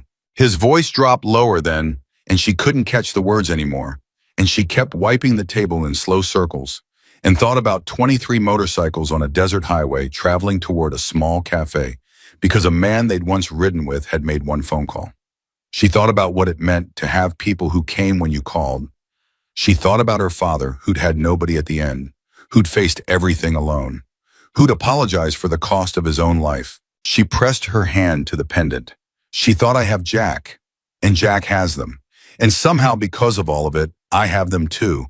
Not to call on, not mine in that way, but there present the knowledge of them existing in the world, changing what the world felt like. The kitchen went quiet. Jack came through the door a few minutes later and looked at her, wiping the table, and said nothing, just moved to the counter and started on the closing tasks the way he always did. They worked in comfortable silence for a while. Then Jack said without preamble, my wife used to say I was better at protecting people than I was at knowing them. Emily looked up. I was wiping down the counter with his back half turned to her. She wasn't wrong, he said. I was good at the big things, terrible at the small ones. Showing up, staying, letting people be close without treating it like a vulnerability. He paused. She left eventually, not angry, just done. Said she'd spent 7 years trying to know me and I'd never quite let her. Emily said nothing. She knew the sound of a man saying something he rarely said, and she'd learned that the worst thing you could do with that sound was fill it. I'm not telling you that because it needs fixing, Jack said. I'm telling you because you said you see me. And I want you to know not everything you'd find is something I'm proud of. He turned and looked at her directly. But I'm trying. I've been trying for 11 years to be something different. Something, and he searched for the word, worth the space I take up. She held his gaze. Jack, she said, you called 23 people at midnight and they drove through the desert for you. Roy came in here today and shook your hand with both of his. Pete's been sitting at that counter every morning watching your door. She let that sit for a moment. You've been worth the space for a long time. You just need to stop arguing with the evidence. Jack looked at her. Something crossed his face that she'd seen before in the office in the unguarded half-second before he reconstructed his expression, the space adjacent to vulnerability, the place where the wall had a door in it. He turned back to the counter. "Lock up when you're done with those tables," he said. "I always do." He went back to the kitchen. Emily finished the tables. She stood in the quiet cafe and looked around at the worn booths and the counter with its dents and the spot above the door where the neon sign used to be. And she thought about how a place could look like nothing and contain everything, and how the things worth protecting almost never announce themselves. She hit the lights. She locked up. She drove home on the dark highway and thought about Thursday and what came next and what justice actually looked like in practice. Not the clean, dramatic version she'd imagined, but the real version, the documented, slow-moving, Roy coming in to talk about it version. She pressed the pendant. She thought about what Pete had said, the good ones are hard to know. She thought she was starting to understand that. She thought she was starting to understand a lot of things. She didn't know yet what Friday would bring. She didn't know that Derek Vaughn, sitting in a motel room 40 miles north, was not finished making decisions, and that the worst one was still ahead of him. Derek Vaughn didn't sleep Thursday night. He lay on the motel bed with his shoes still on and stared at the ceiling and ran through what had happened at the cafe in the systematic way. He ran through every situation that hadn't gone the way he'd planned, breaking it into components, looking for the variable he'd missed, finding the pressure point he could still push on. He found it around 2 a.m. The problem wasn't Jack. The problem wasn't the motorcycle club or the documentation or the sheriff who was apparently going to receive a case file by the end of the week. Those were real problems, but they were forward problems, things that would matter at trial, things that required lawyers and time and the particular slow machinery of prosecution that Derek had navigated before and knew how to work. The immediate problem was simpler. Without the names on that list, the business owners he'd voluntarily given Marcus like a fool, like someone who'd been genuinely rattled into making a decision he should have taken 48 hours to think about the case against him, was circumstantial. Photographs and timestamps, and one signed statement from Susan Park. That got him arrested. It probably got him charged. It didn't necessarily get him convicted, not if the other owners got cold feet, not if the process dragged long enough. That fear settled back into the spaces that Thursday's brief feeling of safety had temporarily displaced. He'd given up that list. He needed it back. Or he needed something else, some other form of pressure, some lever that changed the calculation for the people involved, something that reminded everyone in that cafe and in that sheriff's office that Derek Vaughn was still present, still operational, still a variable they needed to account for. He thought about Emily's necklace. I thought about Jack's face when Marcus had walked through the door, the flicker of something that might have been relief, the way Jack's eyes had moved to Emily during the conversation, the way she'd stood behind the counter, pressing her hand to her sternum. He'd been in enough negotiations to recognize what mattered to people. What mattered to Jack Dawson underneath the history and the Brotherhood and the documentation was the girl. Derek sat up on the motel bed. I thought if you can't attack the fortress, you don't attack the fortress. You take what the fortress is protecting. He pulled out his phone. He called his associate, not the young one, not the stocky one, but the third one, the quiet one named Cal, who'd been with him longest and who Derek trusted, not because Cal was loyal in any principled sense, but because Cal was practical and Derek paid him well, and Cal understood that being useful to Derek was a more comfortable life than the alternatives. I need you to do something, Derek said. Cal said, what kind of something? Derek told him. Cal was quiet for a moment. Jack Dawson's girl. She's not his girl. She's his employee. Derek, Cal's voice was careful. After what happened today, what we just saw today, you want to go back at the waitress. I want leverage, Derek said. That's different from going back at anyone. It's not different. It's exactly the same thing. It's just the word leverage makes it sound like a business decision. It is a business decision. The people who showed up today are mostly gone, Derek said. I watched them leave. 2 of them are still in the area, but they're not stationed at the cafe. That club operates on honor code principles. They don't babysit. They made their point, and they're letting the legal process work. He paused. The cafe opens at 6. She gets there at 5:45, alone. Silence on the other end. Cal, Derek said, I'm here. I'm not asking you to hurt her. I'm asking you to pick her up before she gets to the cafe and hold her somewhere quiet, while I make a phone call to Jack explaining the new terms. Derek kept his voice even reasonable. 2 hours, maybe 3. Enough for Jack to understand that the list he handed over isn't going to save him if this gets complicated. Enough for him to call off the sheriff. And if he doesn't call off the sheriff, Derek said nothing. The silence stretched between them on the phone like something physical. Cal said, "I'm not doing this." "Excuse me. I'm telling you no." Cal's voice was flat and final in a way Derek had never heard from him before. "I've done a lot of things for you. I've looked the other way on a lot of things, but I'm not putting my hands on that girl, and I'm especially not doing it with the evidence that already exists in 20-something motorcycle club members who know our faces." A pause. "This is the thing you do right before everything ends badly, Derek. I've seen it before. You get cornered, you escalate. And the escalation is always the thing that seals it." "Cal, I'm done," Cal said. "I'm done with this operation. I'll talk to the sheriff voluntarily if it helps in my own situation. I'm not going to jail for grabbing a waitress because you can't accept that you chose the wrong target." The call ended. Derek sat in the dark motel room and looked at his phone and felt something rare move through him, the particular cold of finding himself more alone than he'd thought. He thought for a long time. Then he picked up his keys. Emily's alarm went off at 5:15. She lay in bed for 30 seconds the way she always did, running through the day. What needed to be prepped, what was low in stock, whether Rosa was coming in, whether Pete would want his usual, or if she should try to talk him into the eggs. The ordinary inventory of an ordinary morning, the same mental checklist she ran every day, because routine was the thing she'd always trusted to hold the shape of her life. She got up, she dressed, she made coffee in her small kitchen and stood at the counter drinking it, and she thought about the necklace which she'd taken off for the first time in months before she went to bed last night. Not out of fear, but because she'd wanted to hold it, wanted to look at it properly in the light, think about her father and what he'd have made of all of this. She thought he'd have been frightened by it and grateful for Jack in equal measure.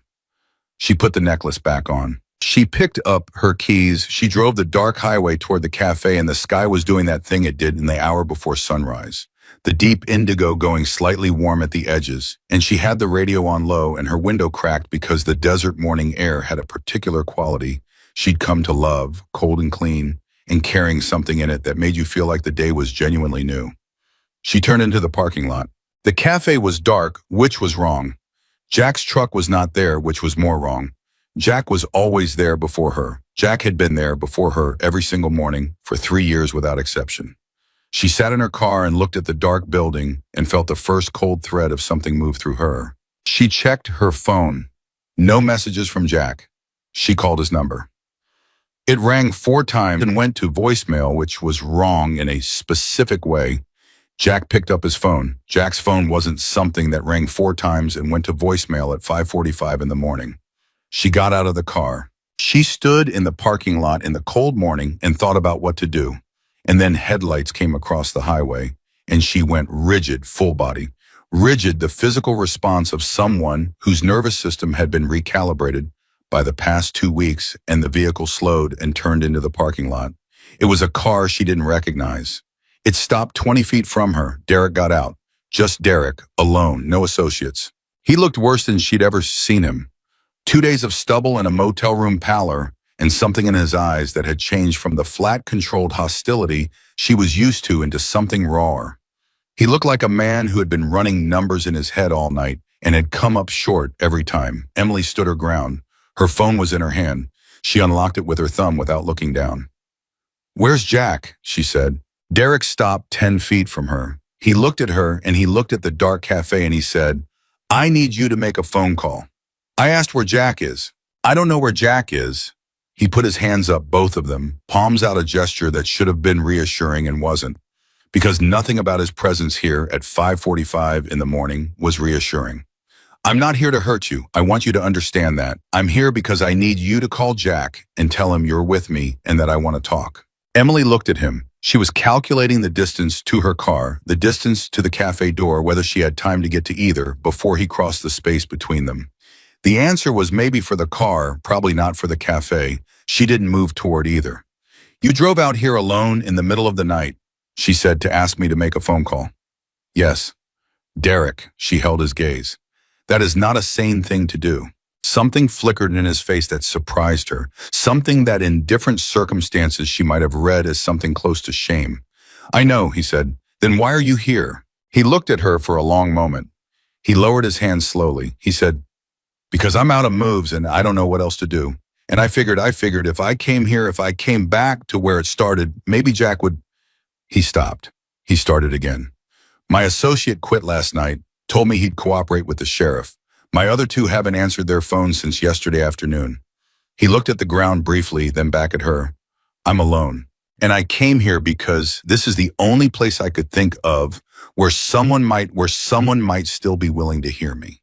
Emily stared at him. The highway was quiet, the sky was turning. She said, you came to Jack Dawson's Café at 5:45 in the morning, alone to ask the waitress you grabbed by the wrist 2 days ago if Jack would maybe hear you out.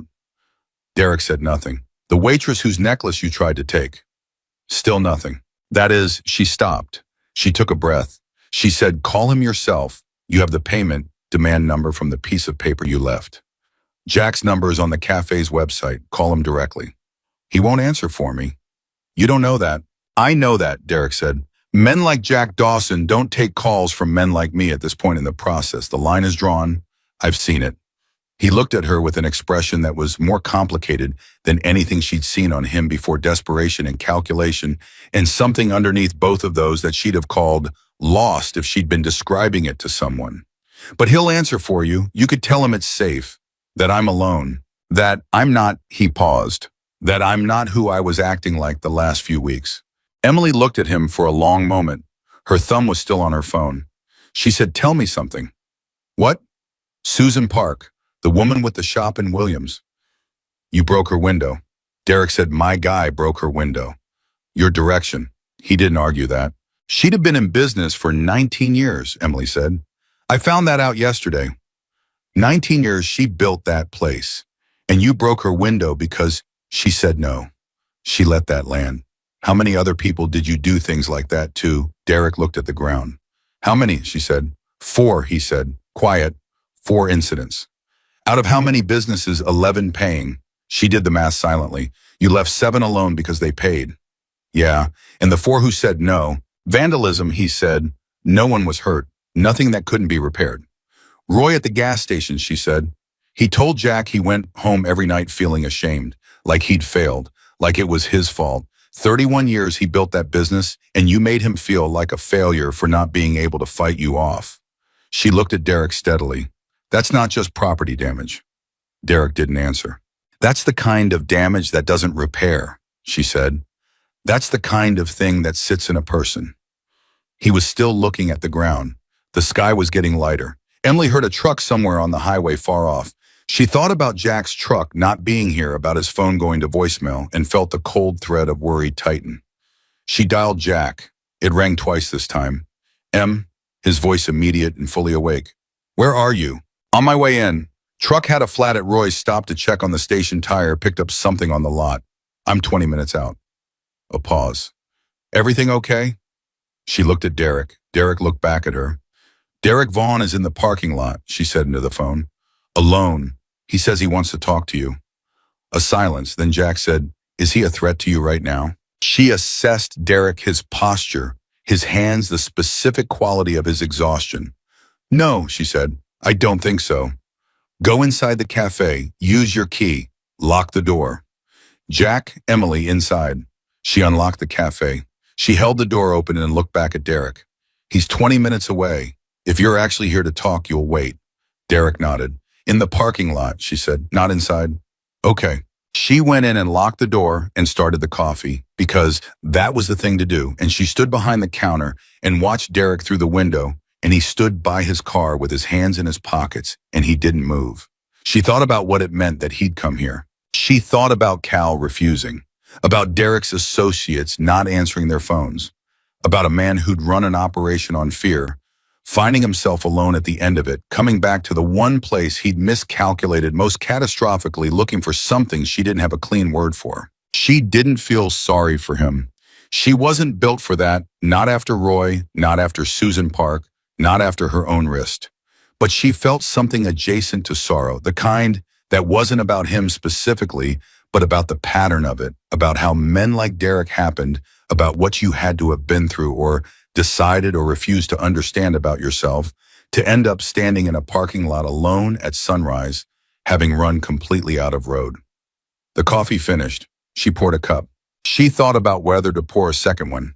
She did. She didn't take it outside. She just set it on the counter, waiting. Jack's truck pulled in at 6:05. She watched him get out and look at Derek, and Derek look at him, and the two of them stood in the parking lot for a moment without moving. Then Jack said something she couldn't hear through the glass. Derek said something back. Jack nodded once slowly, and then he walked to the cafe door and knocked once, and she unlocked it. He came in. He looked at her, a full assessing look, the kind that was checking for damage. "Fine," she said before he could ask. "I'm fine. You made coffee." 20 minutes to sit with him in a parking lot. "I had time." Jack picked up the cup she'd poured for herself. He drank from it, standing at the counter, looking out of the window at Derek's car. "He came alone." "Yeah, his people bailed on him last night. Cal called the sheriff's office this morning. Apparently Marcus texted me about it while I was waiting for you." Jack looked at her.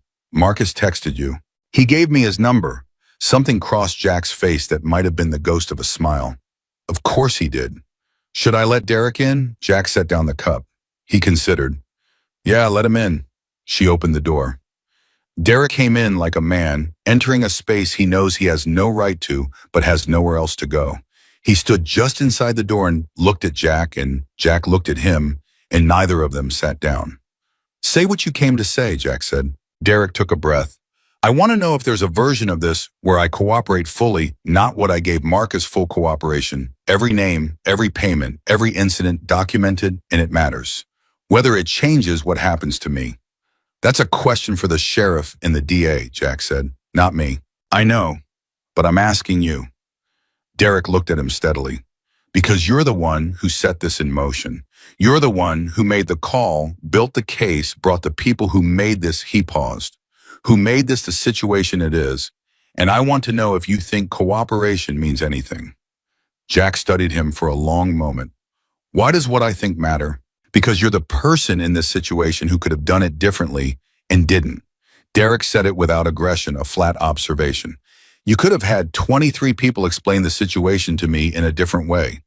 You chose not to. You did it legally, documentably, cleanly." He paused. "That's not how most people would have done it. So I want to know what kind of man chooses that, and whether that kind of man thinks cooperation counts for anything." The cafe was very quiet. Emily stood to the side and listened and thought she might be witnessing something that didn't have a clean category. Jack said, "Full cooperation counts. It's not a get out. It doesn't undo what you did to those business owners. It doesn't give Roy back the nights he lay awake ashamed of himself for something that wasn't his fault. It doesn't give Susan Park back the feeling of safety she had before your guy put a brick through her window." He held Derek's gaze. "But it matters. It matters to the people whose testimony it corroborates. It matters to the DA when they're looking at what to charge. It matters that you came here this morning instead of doing what I think you were considering doing last night." Derek looked at him sharply. "What do you mean?" "I mean Cal made a phone call last night before he called the sheriff," Jack said. "He called Marcus because Cal, whatever else he is not an idiot, and understood that if you did something to Emily, the conversation about cooperation was going to become irrelevant." He paused. "Marcus called me. I know what you were thinking about doing." The silence that followed had weight to it. Derek sat down, not at the counter at the nearest table, the way a person sat when their legs made a decision their brain hadn't caught up to yet. He put both hands flat on the table and looked at them. "I didn't do it," he said. "No," Jack said. "You didn't." "Cal said no." "Cal said no," Jack agreed. "And then you drove out here instead of doing it yourself, which tells me something." He moved to the table. He sat down across from Derek. "I'm going to call Sheriff Briggs at 7 o'clock. I'm going to tell him that you're here and that you want to discuss full cooperation. He'll send someone out. What happens after that is between you and him and whatever lawyer you get." Derek looked at him. "That's all." "That's not all. That's the beginning." "But it's the right beginning." Jack held his gaze. "You want to know what I think, Derek? I think you built something on fear because fear worked, and because fear was available, and because somewhere along the way you stopped thinking about the people you were taking from as people. He paused. I've been in rooms with men considerably more dangerous than you, and the ones who couldn't come back from it were the ones who never once looked at who they were actually hurting. The ones who could occasionally were the ones who eventually let themselves see it. Derek looked at the table. Roy, Jack said, 63 years old, 31 years in business. You want to come back from this, you start by understanding specifically what it cost him. Not as a concept. The specific man, the specific cost. A long silence. Okay, Derek said. His voice was rough. Okay. Jack stood. He walked to the counter. He poured a cup of coffee and set it in front of Derek without being asked. Emily watched this and felt something shift in the room. Not forgiveness, not anything that clean, but an adjustment. The particular change that happened when a situation stopped being about confrontation and became about something harder and more necessary. She picked up the coffee pot and filled her own cup. She went about her morning. Sheriff Briggs arrived at 7:20 with a deputy and a woman Derek apparently recognized as the county's prosecutorial liaison, which told Emily that the sheriff had known this was coming and had already set the relevant machinery in motion. They sat in the corner booth, the same corner booth where Marcus had sat 2 days ago, and the conversation was long and procedural, and Emily stayed behind the counter and served coffee to the deputy who looked like he'd been up since 5, and to Jack, who stood near the kitchen door and watched the process with the expression of a man who had done what he needed to do and was now simply present. At one point, Briggs came to the counter while Derek was signing something the liaison had produced, and he stood across from Jack and said quietly, 23 members of a motorcycle club on my highway and nothing for me to file a complaint about. Jack looked at him. They drank coffee, paid for it. Briggs looked at him for a long moment. I've been the sheriff of this county for 18 years, Jack. I've known you own this cafe for 11 of them. I want you to understand that I have never once in that time been naive about who you are. Jack said nothing. I also want you to understand, Briggs continued, that in 18 years, not one thing you've done on this road has given me a reason to look twice. He picked up the coffee Emily had poured for him. I appreciate that, more than I've probably said. Jack said, you've done good work here. So have you. Briggs drank his coffee. Different kind, but good work. He looked at Derek in the corner booth. Full cooperation. Everything, Jack said. Every name, every incident, every payment. Cal's cooperating separately. The other two will follow when they understand the shape of it. Briggs nodded slowly. This fixes the corridor. For now, Briggs agreed. That's usually the best you get. He set down the cup and went back to the booth. Emily refilled Jack's coffee without asking. He looked at her. You're quiet. Thinking, she said. About what? She considered. About Roy coming in yesterday. About the way he looked when he left. She set the coffee pot down. Jack, he didn't know. Those other business owners, most of them didn't know about each other. They all thought they were alone in it. That's how it works, Jack said. Isolation is the mechanism. If you know you're one of 12, you feel different than if you think you're the only one. Someone should tell them, Emily said. Not just the sheriff. Someone should reach out personally to all of them and tell them what happened. That they were part of something that got resolved. That they're not, she stopped looking for the right word, that they're not carrying it alone anymore. Jack looked at her for a moment. That's a good idea, he said. I know. She picked up the coffee pot. I was thinking I could do it. If you gave me the list, make the calls, or drive out if they'd rather talk in person. He studied her. That's not your job. I know it's not my job. She looked at him directly. I want to do it. He held her gaze for a long moment. Then he went to his office and came back with a printed list, the one Marcus had built from Derek's information, and set it on the counter. 11 names, addresses, phone numbers. Emily picked it up, folded it, put it in her apron pocket. She went back to work. She thought about each name on the list. She thought about what she'd say, how she'd start the conversation, how you told someone that the thing they'd been carrying alone was finished and that they were allowed to put it down. She thought about her father, who'd never had anyone to tell him that. She thought, I can do this. She was absolutely certain she could. The booth cleared out at 9:15. Derek was put in the deputy's car without handcuffs, which Emily gathered from context meant that the cooperative arrangement was already operative, already being handled by the prosecutorial machinery in a way that distinguished this from a standard arrest. He looked when they walked him out like a man who had slept poorly and aged considerably in 48 hours, smaller than he'd seemed in the cafe when his associates were behind him and his confidence was intact. He looked at Emily as he passed the counter. She didn't look away. She held his gaze and let him see her, the whole of her, not afraid, not triumphant, not performing anything. Just present. Just there. He looked away first. The door closed. Jack stood at the counter and she stood at the counter, and for a moment neither of them said anything. Then Jack said, "Emily." "Yeah." He reached into his shirt pocket. He pulled out the padlock, Derek's padlock, the one he'd left on the counter, as a threat, the one Jack had apparently held onto through all of it. He set it on the counter between them. "This belongs to Roy," Jack said. "When you call him, tell him I'm keeping it if he doesn't want it back. But if he does want it, if he wants to put it back on the door of his station himself, then he's earned that." She looked at the padlock. She thought about what it meant to put a lock back on your own door, the specific act of it, the reclaiming. She picked it up. "I'll tell him," she said. Jack nodded. He went to the kitchen. She stood at the counter with the padlock in one hand and the folded list in her apron, and thought about 11 names and what she was going to say to each of them.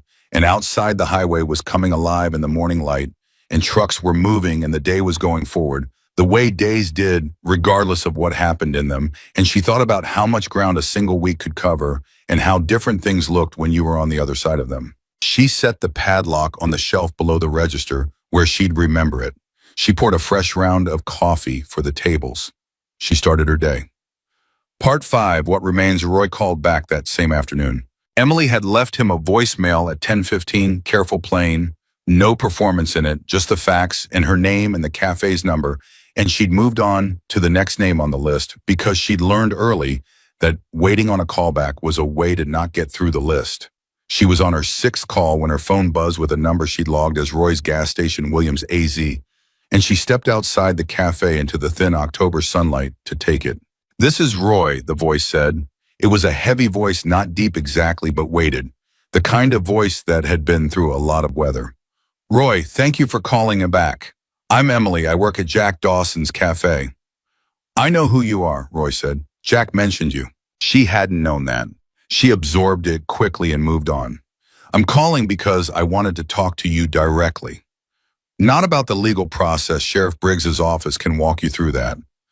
I wanted to call because there are 11 businesses on this list, and most of them have been sitting with this alone, and I thought someone should just..." She stopped choosing. "I thought someone should say out loud that it's over, that what happened wasn't your fault, that you didn't fail at anything." A long silence. "That's a specific thing to say," Roy said. "Jack told me what you said when you came in yesterday, about going home ashamed." Another silence. Longer. "He shouldn't have told you that," Roy said, but there was no anger in it. "He told me because I'm making these calls, and he wanted me to understand what actually happened to people, not just the vandalism and the payments. The other part." She paused. "I'm sorry that happened to you, Roy. 31 years is a long time to build something. You didn't deserve any of it." She heard something on the other end of the phone that might have been a breath released after being held a long time. "The sheriff's liaison called me this morning," Roy said finally. "Said they had full cooperation from Vaughn. Said my testimony would be part of a package. It will be, along with the others." "How many others gave statements?" 7 confirmed so far. "By the end of the week, I think we'll have the full 11. She paused. "Roy, Jack asked me to tell you something about the padlock." "What padlock?" She told him. The full story of it. Derek leaving it on the counter, Jack keeping it, the offer to return it, if Roy wanted to put it back on his own door himself. The silence that followed was different from the previous ones, fuller. She could feel something happening on the other end of it. "He kept it," Roy said. "He's had it on the shelf by the register." "For what, in case I wanted it?" "Yeah." Roy made a sound that wasn't quite a laugh and wasn't quite something else. "That is the most Jack Dawson thing I have ever heard in my life." Emily smiled despite herself. "You know him well." "Not well, well enough. He's been on that highway 11 years, and in 11 years, I don't think I've heard him say 10 unnecessary words." Roy paused. "But he shows up. That's the thing about Jack. He shows up and he does the thing, and he doesn't make a production of it." "No," Emily agreed, "he doesn't. Tell him I want the padlock, Roy said. Tell him I'm going to drive out there this weekend and pick it up and I'm going to put it on my door myself. A beat. And tell him thank you. From me directly. I'll tell him. She went back inside. She had 5 more calls to make. She finished the list by 3 o'clock. 11 calls, 11 conversations, each one different in its specific texture, but similar in the way they moved. Starting cautious. The voice on the other end guarded and wondering why she was calling and what it was going to cost them, and then shifting when she said the thing she'd found through the morning's practice was the most necessary thing to say. You are not alone in this, and it is not your fault, and it is over. 3 of them cried. She didn't rush past it. She sat with it. 2 of them were angry, not at her, but with the anger that came from relief, the specific fury of people who had finally been allowed to stop holding something. One of them, a woman named Patricia, who ran a small diner outside Page and had been paying Derek for 9 weeks, said, I kept thinking, what kind of person lets themselves be pushed around like that? What does that say about me? And Emily said, it says you were in a situation where the person targeting you had calculated that you had no resources to fight back with. That's a calculation he made about your vulnerability, not a reflection of your character. She paused. He was wrong about the resources part, but he picked you because he thought you were alone. You weren't alone, you just didn't know it yet. Patricia was quiet for a long moment. Are you a counselor? I'm a waitress, Emily said. You don't sound like one. I sound like someone who's been thinking about this all morning, Emily said. Same thing. Patricia gave a statement to the sheriff's office the next morning. Emily found out because Briggs called Jack to update him, and Jack told Emily, and Emily didn't say anything about it, but she pressed her hand to the pendant under her shirt and thought that one counts. That one counts. Jack found her at the end of her shift, sitting at the counter with the now empty list in front of her and a cup of coffee that had gone cold. He looked at the list, he looked at her. 11 for 11, 11 for 11. He poured her coffee out and poured fresh without asking. He came around to the other side of the counter and sat on the stool beside hers, which he almost never did. Jack almost always stood and he looked at the list. Patricia from the Page Diner called Briggs this morning, he said. I know. That brings the confirmed statements to 8. He picked up his own coffee. Briggs thinks with all 8 plus Cal's cooperation plus Derek's full disclosure, the case is solid. DA is looking at felony extortion charges minimum. Possibly more on the 4 vandalism incidents. Good mind, Emily said. Prosecutorial liaison said full cooperation typically reduces the sentence by bar. Jack, she looked at him. I don't need the legal breakdown. He stopped. He looked at her. I need to know if it's actually done, she said. Not procedurally, actually. He considered her question with the seriousness it deserved. The operation on the corridor is done. Derek's people have scattered. Cal's the only one who stayed in the county, and he's cooperating. He paused. Whether Derek himself is done, that's harder. People like him tend to find another corridor eventually. But not this one. Not this one. She picked up her coffee. She drank it. She thought about the word done and all the different things it could mean and how rarely anything was done in the clean, complete way you wanted it to be. Roy's coming Saturday to pick up the padlock, she said. Jack nodded once. He'd been unsurprised when she told him. He went and got the padlock from the shelf below the register and set it on the counter between them. They both looked at it. He's going to put it on his door himself, Emily said. Good. Jack picked it up and turned it over. The chrome was scuffed, the locking mechanism stiff from however long it had been off the door it belonged to. That's the right thing to do with it. Why did you keep it? Because objects matter, Jack said. They hold the shape of what happened. You lose the object, you lose something of the event. He set it back down. Roy's been through something real. He should have the thing that represents coming out the other side of it. Emily looked at him for a moment. You kept things from your previous life. He looked at her. The box, she said. Oh, the rest of it, he was quiet. I heard the drawer, she said. The night Derek left the payment demand, and the night he broke the sign. She didn't push on it. She just said, you kept it. Yeah, he said. Why if you wanted to leave all of it behind? Because you can't leave what you actually were behind, Jack said. He said it without self-pity, the flat factual tone he used for things he'd made his peace with. The vest doesn't let me pretend that history didn't happen. It's not a trophy. It's not something I'm proud of in any simple way. It's just the record of something real. He paused. Same reason Roy should have the padlock. Emily sat with that. She thought about her father's necklace, the initials on the pendant, the way she'd carried it every day since he died, not because it made the grief easier, but because it kept the grief honest, kept him real, kept the loss real, refused the comfortable erasure of time. Yeah, she said, I understand that. They sat together at the counter in the late afternoon quiet, and neither of them said anything for a while. And it was the specific, comfortable silence of people who have been through something together and don't need to reconstruct it in words. Marcus came back 3 weeks later. He didn't warn them. He just pulled into the parking lot on a Tuesday morning when the breakfast rush had cleared and the cafe was in that relaxed mid-morning lull. And he came in alone, no vest, just a jacket and boots and those mahogany eyes. And he sat at the counter and said, "Coffee." Emily poured it. He drank half of it before he said anything else. Case is moving. DA filed the formal charges yesterday. Derek's attorney negotiated the cooperation terms. Looks like he'll do time, probably less than he deserves, but more than nothing. He turned the mug in his hands. Cal got a deal for the cooperation.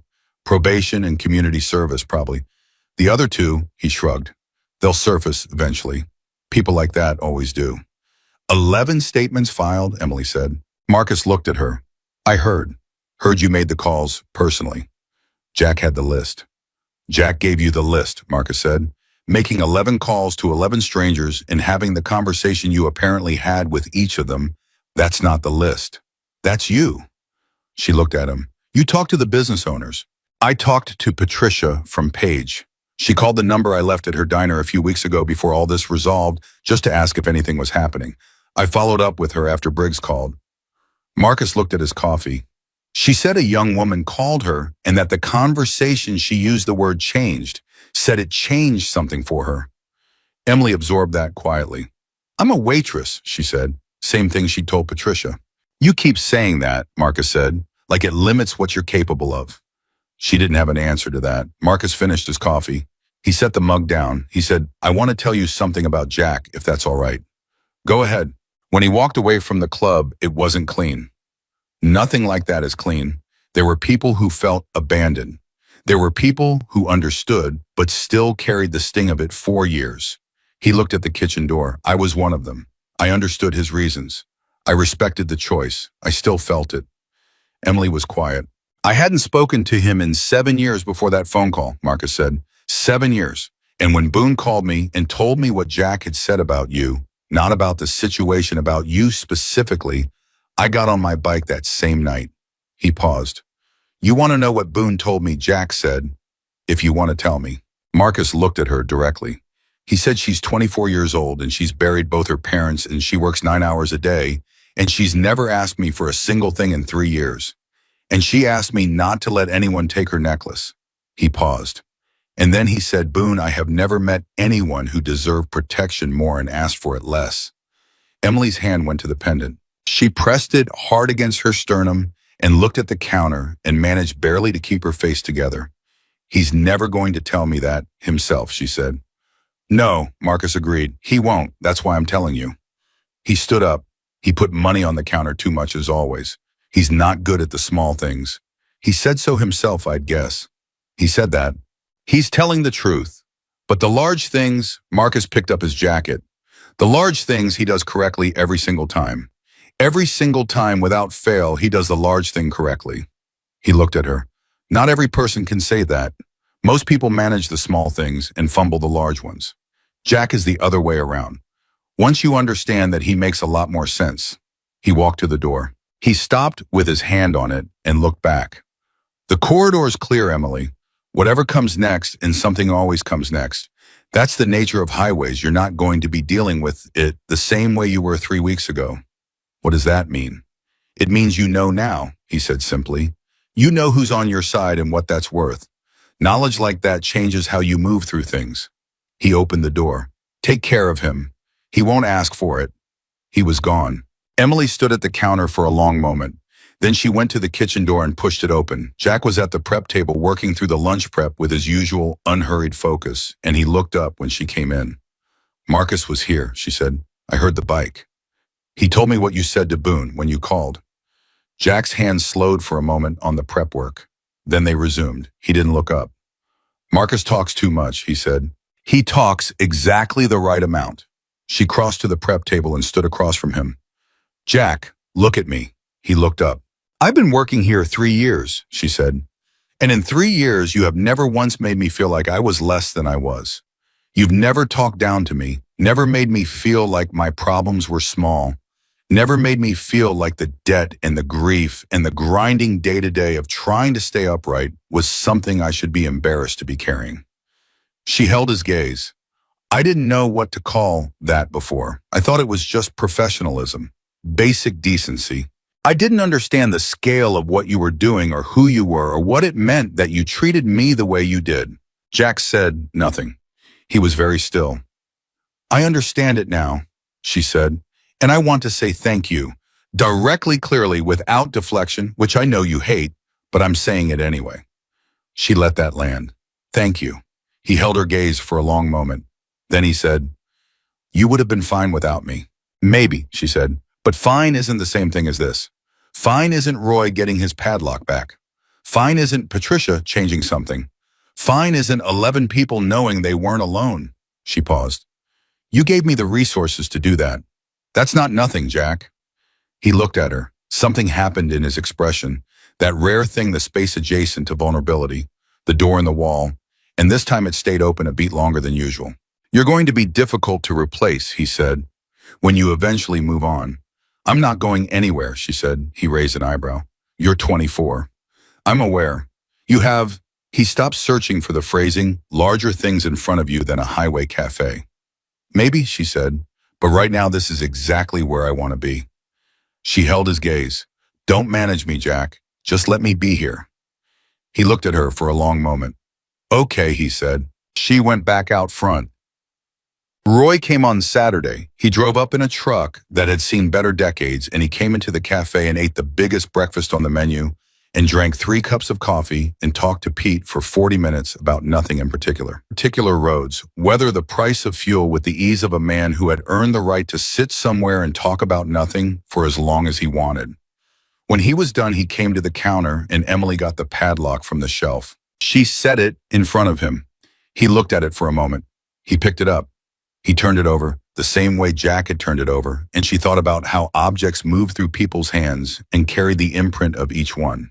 You know what the worst part was, Roy said. I put my father's name on that station. Roy Sr. built it in 1987, first thing he ever owned outright, left it to me when he passed. He turned the padlock over again.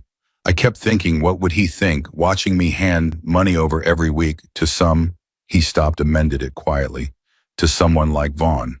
What do you think he'd actually think? Emily asked. Roy was quiet for a moment. He'd think I did what I had to do to keep the lights on, Roy said finally. He was a practical man.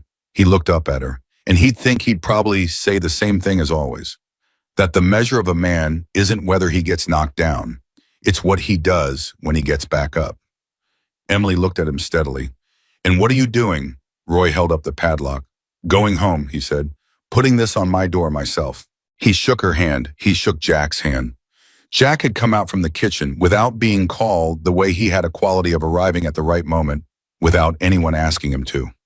Roy held Jack's hand in both of his for a moment, the way he had before, and said something quiet that Emily didn't catch, and Jack nodded once and Roy went out. They watched his truck pull onto the highway and head north. Pete said from his stool, good man. Yeah, Jack said. The cafe settled back into its Saturday rhythm. The counter filled up. Coffee was poured. The ordinary transactions of people stopping somewhere warm on a long road resumed their ordinary pace, unremarkable to everyone inside them.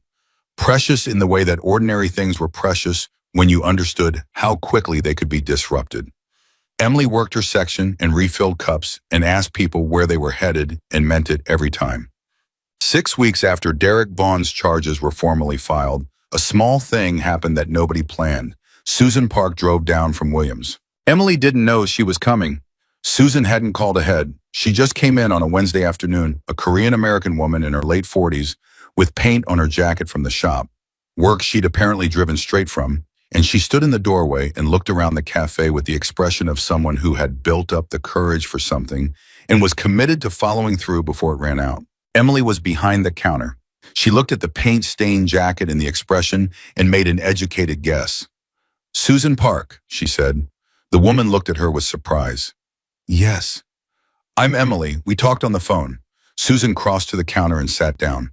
"I've been meaning to come for a while," she said. "Every time I started to make the drive, I found a reason not to." She looked at her hands. "Today I just got in the car." "I'm glad you did. I wanted to see the place, the cafe."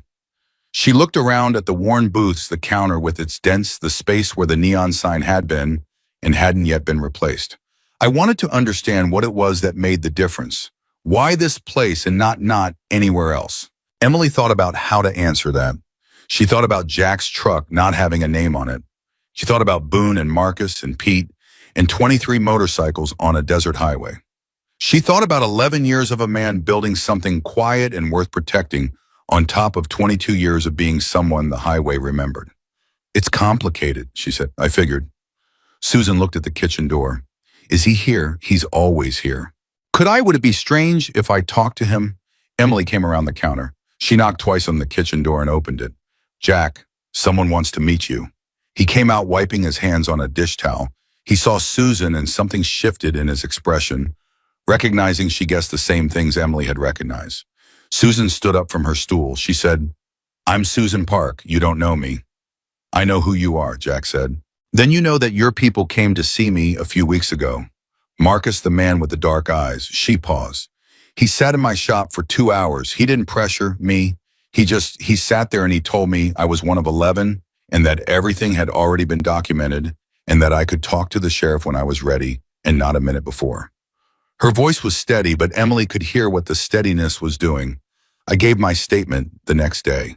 And I've been trying to figure out how to say thank you ever since." Jack looked at her.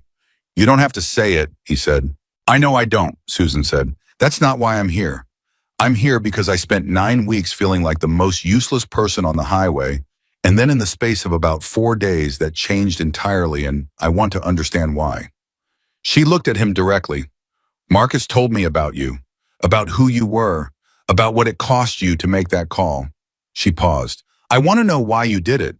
For a waitress, for someone's necklace, for a corridor full of people you mostly didn't know."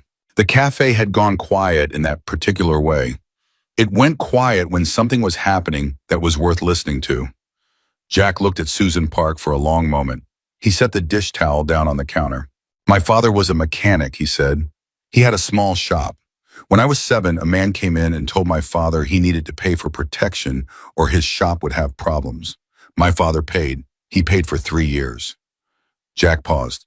"And then one day he stopped paying. He told me later that he woke up one morning and understood that what he was doing by paying was not protecting the shop. It was protecting the man who was threatening him, keeping him in business. And he decided he was done doing that."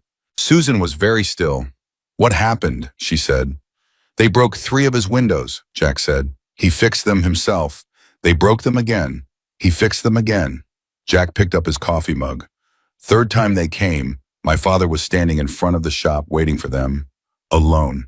And he told them that they were going to have to break him personally if they wanted to stop him, because the windows were going to keep getting fixed." He paused. "They left. They didn't come back." "Why not?" "Because he wasn't afraid anymore," Jack said. "And men like that don't have a plan for not afraid. Fear is the whole business model. When it stops working," he shrugged, "they move on." Susan looked at him. "You did what he did, for 11 businesses instead of 1. "We had more resources," Jack said simply. "That's not—" Susan stopped. She looked at the counter. She looked back up at him. "That's not a complete answer." "No," Jack said.